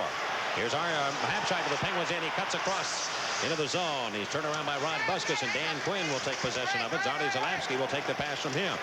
So for the second game in a row, the Penguins have a 2-goal lead, and watch it go out the window. And now they're behind. They've got to score and try and tie the game. They had a 2-0 lead at St. Louis, and were beaten 6-4, and now they're down 4-3 to Minnesota. Here's Lemieux in the left wing corner. North Star zone. Trying to move towards the net. He's hooked from behind. Play continues. Here's Quinn with it. He shoots it right on, and that save is made by Casey. Back comes Wally Schreiber. Schreiber moving back into the Penguins end. Down the left wing. Trying to beat Buskus. Cut for the net. Oh, and a great play, and Peter Angelo stops him. Schreiber's on a good burst of speed. Here's Lemieux trying to counterattack. He looks up, though. He doesn't have much room. He's 2-on-4. To the Minnesota line, he's going to go back outside now and set it up again. Pittsburgh shorthanded by a man, and ditto that for the North Stars. 4-3 Minnesota. They have the lead. And blasted off the wood and controlled down by Minnesota's Dino Ciccarelli. Up to Musil. Musil. After Gagne, he's hit, but Ciccarelli has to look out. His shot, and he missed the net. Boy, you give him room like that in the slot, and he can beat you. He can fire it. Robbie Brown back for the Penguins on the right wing to Coffey. He tries to get in deep around Musil. Carries it down. Fired up behind the net. Along the near boards with Ciccarelli taking possession of it. He'll lead it up to Mo Mantha. Mantha around Rob Brown. Out of the Penguin line. Stopped by Bodger. 7:12 to go in the third period in regulation time. 4-3 Minnesota leading. Stopped right at the Minnesota line by Kurt Giles. Man open left wing. They get it to Ciccarelli. Ciccarelli getting room. His slap shot glove by Peter Angelo, and he holds it. You can't afford to give Ciccarelli that much room. I'll tell you, he gets shots like that, and it'll be all over. He will fire it in the net. He's just too good a goal scorer, Paul, and he's getting open here in this third period now. Well, it's kind of fun to watch him out there 4-on-4. It's not a situation you see very often anymore in hockey. Good play by Wally Schreiber earlier to cut in on his off wing around Buskus with the forehand, and Peter Angelo had to flop to make the save. Unfortunately, Dan Quinn was right there to get the rebound. Wally Schreiber may not be the fastest guy in the world, but he seems to have that ability to beat you one-on-one. He made a nice play in on Peter Angelo. Similar type of player would be Jock Callender, who played briefly with the Penguins this year. Now back in Muskegon. No, he's, as I said, he won the International Hockey League scoring championship, and of course Callender right up there too, one of the guys who's been on top of the scoring race in that league for many years. Face off in the Penguins end, controlled by Pittsburgh, and Randy Cunningworth steps to center. Shoots it long and wide of the net, off the board. Zalapski moved in to get the puck, but it bounced off his stick, and Kurt Giles, the veteran defenseman, started his career with the North Stars and now back with them on the near side. Leave it for Brian Bellows, still at the Minnesota line. The North Stars not quite sure where to go with it. Gord Dineen. Up ahead back to center ice. Jimmy Johnson picked that up. Zalapski right wing pass to Lemieux to the North Stars end. That big shot coming up. The save, a rebound. Cunningworth. He overskated it, and Casey gets back to grab the puck. Right out in front of the net. Well, Lemieux cutting loose with that shot from 45, and Cunningworth moving in. He just simply overskated it in an opportunity to try and grab the rebound. Zalapski spotted Lemieux at the last second and moved it up to him. The pass was a little too far ahead for him. He had to reach out and get it. But he came up that right side and gave it to, or took the shot, and Cunningworth just overskated that rebound. Lemieux can score from that spot. He likes to shoot from the top of the circle. Casey, as we told you earlier in the game, he likes to come out of the net. He likes to come way out on top of that crease. He does it a lot, and he made a save look easy there, but the rebound right there for Cunningworth, he just couldn't get to it. A minute 37 to go on the second minor penalty to Bob Brook of Minnesota. And then the North Stars will have a power play on the 5-minute major penalty issued to Dan Frawley. That'll be a major penalty, too, and that means the North Stars can score more than one goal on the remaining time left to Frawley's minor, or a major penalty.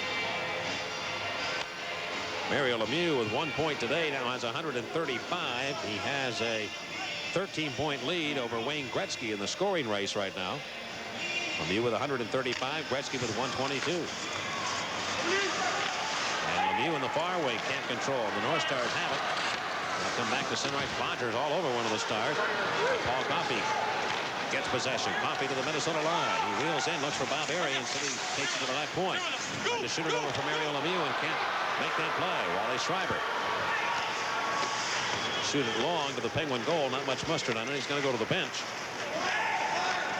The Penguins come up. Skating to the North Stars line. Bob Airy goes in deep. Stops in the right wing corner. Pass it up to Bodger center point. He'll whip one on a slap shot that'll miss. Lemieux checked by Gagne. The puck comes around across the goal mouth around to the right point to Doug Bodger. Penguin defenseman slide it in behind the net. And it'll be John Casey, the North Stars goaltender, to Musil. He can't clear it. Comes away off the wood, though, and back to center. Airy with 45 to go in the penalty to Bob Brook, and then the North Stars again will have a power play. We have 5:25 to go here in the third period, and the Minnesota North Stars lead the Penguins 4-3. Mario Lemieux is tired. He just doesn't have the zip that he normally has, and I think he's spending a lot of time today killing penalties. Kurt Giles cruising back, going to the Penguins in, shoots it towards the net. Peter Angelo got a glove on it. Forced over near board. Jimmy Johnson can't get it out. Bob Rouse looking for Gagne, cutting down the slot, but the pass behind him. And in 13 seconds, the Penguins will have to kill a minute of penalty time on Frawley's major. It's Quinn, 3-on-3 to the North Stars blue line. Going to Dave Hunter. He'll try and push one to the net. He has a goal this afternoon. That's when it comes to Jim Johnson. Shoot it on the save, made the rebound back in front. Hunter trying to get it out, but Casey flips it up in the air like a 9-iron shot. And ahead come the North Stars in the power play with Bob Brook on. Left side to Cicerelli, down the slot, look out again. He's hooked from behind, though, and slowed in the play. He loves to shoot from that slot area behind the net. Brian Bellows. Bellows of Minnesota on the power play. 40 seconds to go to Mantha. Left side to Brian Bellows, moves in. Leaving in the left wing corner for Bob Brook of the North Stars. He turns and shoots it, does. And Peter Angelo makes that save. Played away to the right point. Giles of the North Stars. And he played it up the glass. Evidently went outside the line, and an offside play called against Minnesota. Now 4 minutes and 13 seconds left in the third period, Paul, and 26 now on the penalty to Dan Frawley. Well, now the Penguins have to find a goal somehow, and they're snake bit here in the third period. We haven't seen Dave Archibald back on. Apparently he went to the locker room. And by the way, Brian Erickson was in the trainer's room with ice on his shoulder. He's got a separated shoulder, Mike, so we don't expect to see him the rest of the year, I wouldn't think. Yeah, we saw him go down in the second period. You know, Erickson played at Roseau, Minnesota, pretty far north of Minneapolis, and he played on a line with the Broughton brothers. Aaron and Neil Broughton was one of the great high school lines ever to play in Minnesota. And I told him that this morning. He said, no, they played on my line. Here's Mantha now flipping the puck into the Penguin zone with 13 seconds to go in the penalty. To the right point, it comes free to Kurt Giles. Push one wide, now behind the net. Score by the North Stars as Mark Hampshire came from behind the goal and beat Peter Angelo. The North Stars get another power play goal, and they now lead 5-3.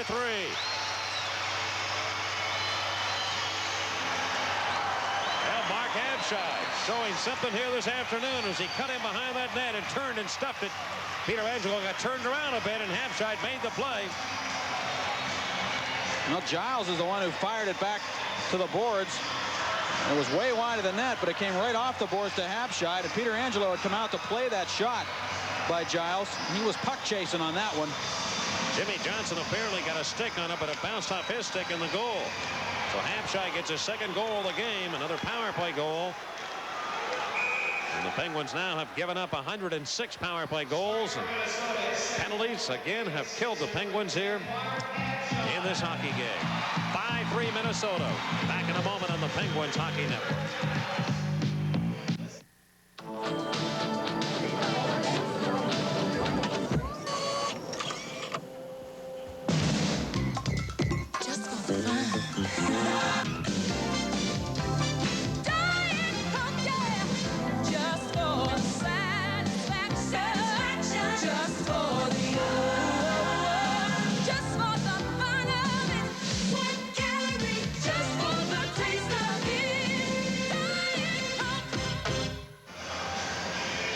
I think I stand corrected. That's the North Stars' third power play goal, second in this period. So they have scored 3 power play goals on the afternoon, and they were 1 for 14 coming in against the Penguins in the first 2 games, but they have made it work here, especially when they've had to in the third period, and they have the lead. Archibald and Habshide scoring power play goals. And again, the penalty by Frawley hurt, and remember, it was a major penalty, and he still has time to serve. They've got to correct the scoreboard clock. They've got 6 more seconds to add to it.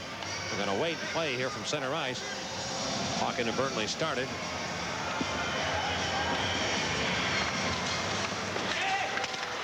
And we are back to action, and the North Stars have it. Frawley will be coming on here in just a moment. On the left side, Basil McRae. Drop pass. Look out. Brook with a shot. That's stopped. Lemieux taking the rebound. Lemieux is pulled down. Penalty coming up Minnesota. Bob Brook getting the stick into Mario Lemieux with 3:41 to go here in the third. Penguins have a power play. Their turkey will be on the table. Let's see what they can do with it. Stars by 2 on the Penguins Hockey Network. We want to see your eyes when you see our shrimp. At Long John Silver's, we want to see you sink your teeth into our big, juicy butterfly shrimp. And right now, you can get these golden beauties in 4 great meals for only $3.99 each. Like our 6-piece shrimp dinner and our shrimp and fish dinner. You see, we want to make sure we're going to see you back. Shrimp meals, $3.99 each. We want to see you happy.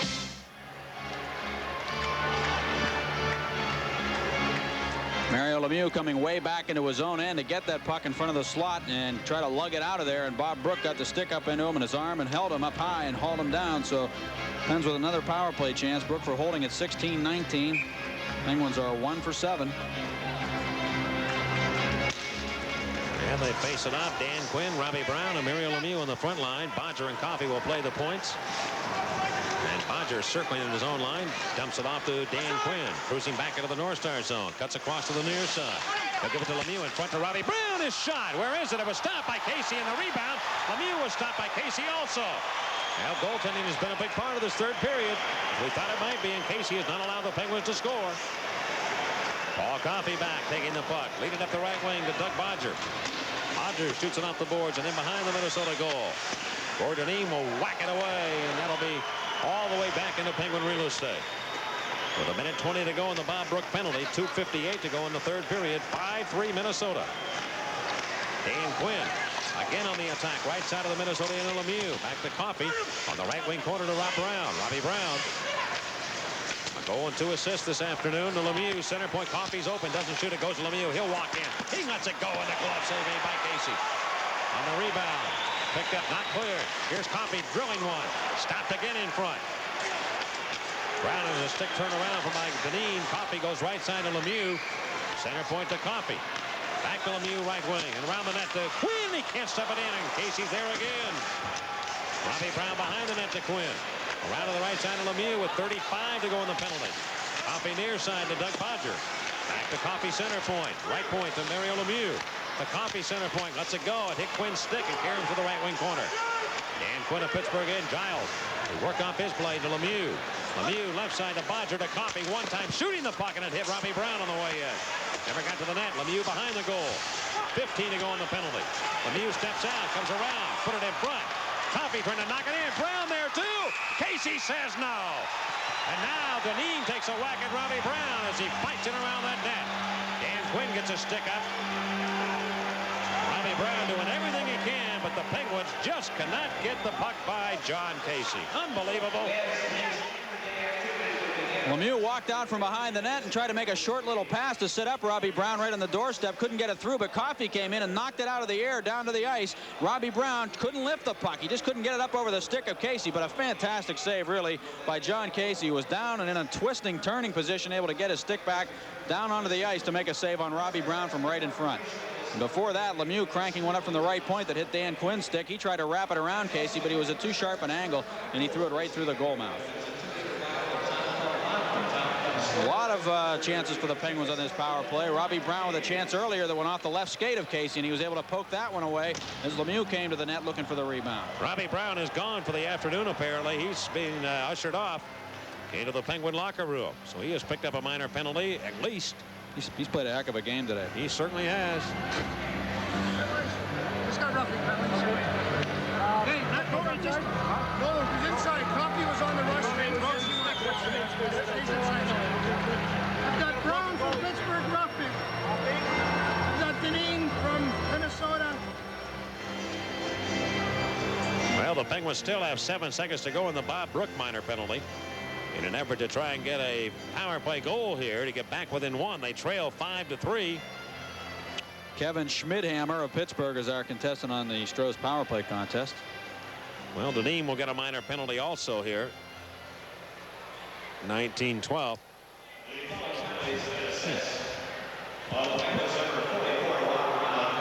And the North Stars number 28, Gordon Deneen. Minor penalties each for roughing. Time of the penalties, 18-12. Deneen and Brown each getting roughing penalties. 1 minute and 48 seconds left here in regulation time. Now, will the Penguins pull their goaltender? I think they might right now. They did it the other night in St. Louis. Hey, they've got the face-off in the Minnesota end. They're down by a pair, and they can put a 2-man advantage on the North Stars. Remember, this is a Minnesota team that is 9-22-3, but you know, I got to give them some credit, and I got to give the Penguins some poor marks too, because they led in this hockey game by the score of 3-1, and they've watched it evaporate. They had the lead against St. Louis, and they're just losing, you know, in a way that you're just not going to make the playoffs if you play like this. You can't. You can't have the lead on the road when you need to win a game and let it dissipate and go away. And you really don't deserve to be in the playoffs if you can't win games that you can't protect the lead in. So that's where the Pens are at the moment. They're going to take a big rush to get there. But this is going to be a severe loss for them if they lose to Minnesota, because they had the lead against the league's worst team. Here is Quinn. Now with Dave Hunter and Kevin Stevens. Lemieux also on Coffey. Now the shot by Coffey. Save made. Rebound back to him. He shoots and missed the net. Now it comes off the board. The penalty is over to Bob Brook. So it's a one-man advantage, but an open net. Brook comes up. Might have a chance. He doesn't. He turns. Slows it down with a great play to Cicerelli. He has Coffey to beat. Shoots it at Coffey. Stopped it in front with a stick. Now a lead pass back to Lemieux the other way. Coffey playing goaltender. Made a great save there. Back is Cicerelli at the blue line. Going to Brook. He's turned around. The North Stars just slipping ahead back into the Penguin zone. Bodger back with 1:18 to go. Remember, the Penguins have their goaltender pulled. They've got the extra attacker on right now. 5-3 Minnesota. Dave Hunter, a right wing pass to Quinn. Bouncing off into the North Star zone. Mantha whacking around the boards, and it comes out. It'll go all the way back into Pittsburgh ice. The Penguins must hurry now to get back and save as much time as possible, as the icing call issued here against Minnesota with 59 seconds to go. What a play by Coffey to stop the shot by Cicerelli. And what a great play by Brook to set up Dino to give him the chance at the open net. We've seen Coffey about 3 different times today with great hand-eye coordination, able to knock the puck out of the air. That one was up in the air. That was not along the ice. It was about 2 inches up, and he knocked it down with a stick. He bunted that puck, kept it out of the net.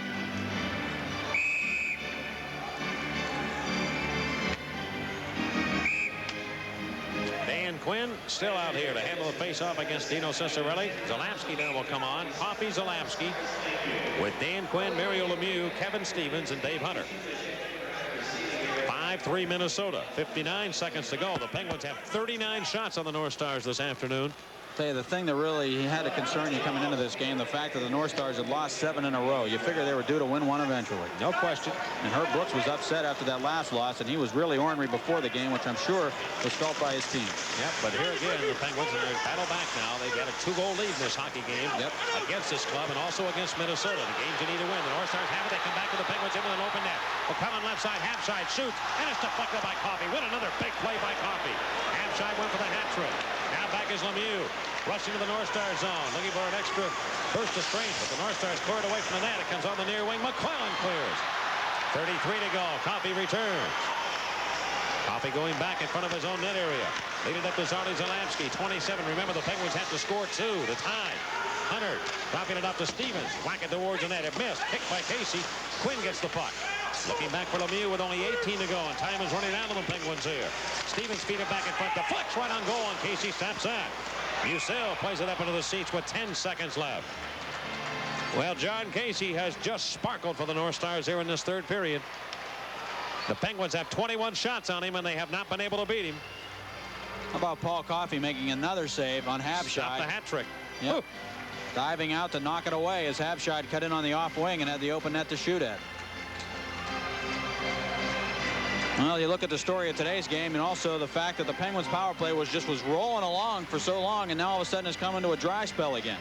It was 2 for 7 against the Blues, but they got a late power play goal from Robbie Brown in that game to make that stat look a little bit better, because they didn't come up with the big power play goals in St. Louis when they needed them, and they've done the same thing here today. Well, they got to win a face-off here and snap it right by John Casey in a hurry. And they can't take too much more than 3 seconds to do it if they want to have any hope at all of getting the center ice face-off and getting back into Minnesota territory.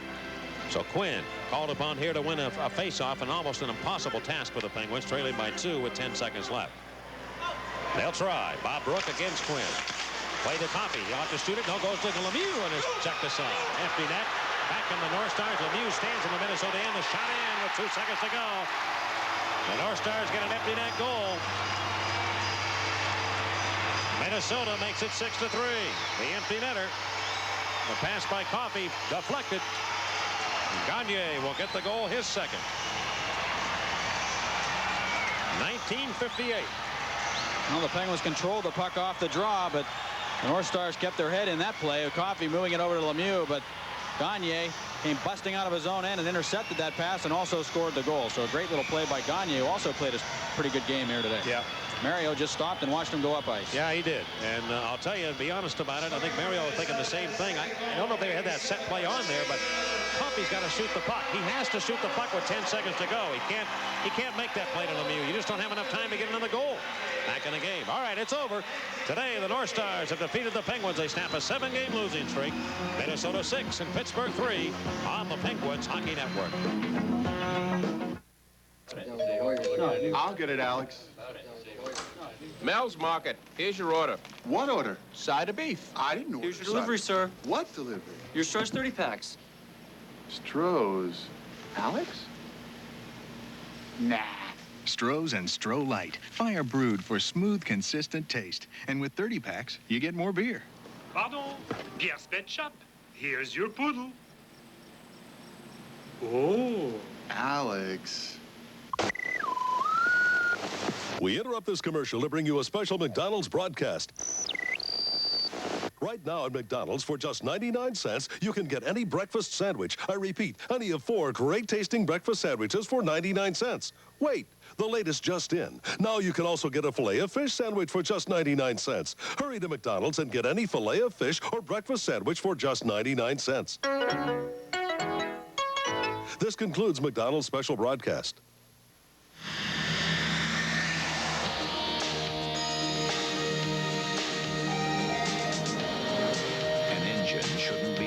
To compensate for its fuel. Fuel should be an extension of the engine, as in octane intensive Exxon 93 Supreme with XCL12. Precision equipment for precision engines. Just turn the key. My, Wile E. Coyote's using the Donnelly directory again. It's a complete, colorful yellow pages that's better and easier to use. Oh, no. Ah, the Donnelly directory with street maps, white pages, and entertainment guides. It's a better yellow pages. Saved again. The Donnelly directory. It's the yellow pages and much, much more. All right, the shots in the final period, 21-13 in favor of the Penguins. The Penguins now losing their second game in a row. They are 28-32-9. They still remain with 65 points, and right now they're in last place in the Patrick Division because the Devils won this afternoon 6-5 over the Flyers. To move into fourth, and tonight the Rangers will be at Washington to take on the Capitals. Quickly, Paul, let's take a look at the 3 stars here this afternoon. Well, their 3 stars were Robbie Brown, number 3, Dino Ciccarelli, the number 2 star, and we got to wonder why that was. Maybe John Casey deserves some mention in there somewhere, and the number 1 star, and I think fittingly, Mark Habshide with a couple of goals, his first and second of his NHL career. All right, we'll be on the air with you tomorrow. The Penguins will try and bounce back again against the Winnipeg Jets in a kind of a must situation for the Pens to keep their playoff hopes alive. 2:20 is the game time there. 3:20 in Pittsburgh. That'll be our radio pregame show, and it'll be on radio only tomorrow afternoon. 10,827 viewed this one here at the Met Center. The North Stars snap a 7-game losing streak in the final score. Minnesota 6 and Pittsburgh 3. And for Paul Steigerwald, Mike Lang saying so long, and this is the Penguins Hockey Network.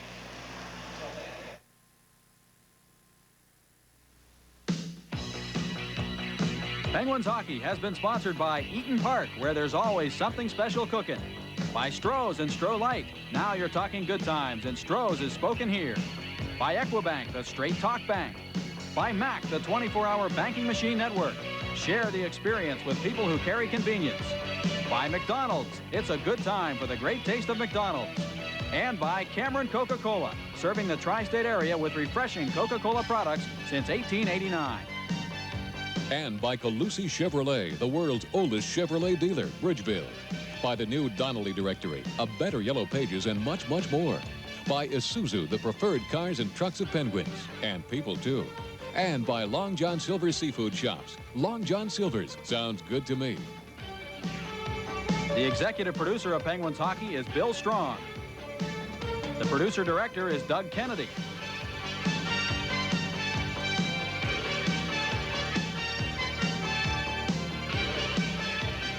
This has been a CAC Sports presentation.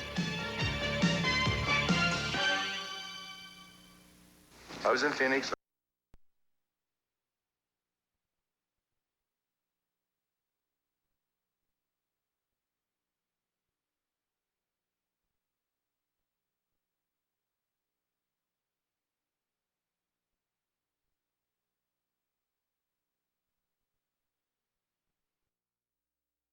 Right, that was Mr. Kane's war. We didn't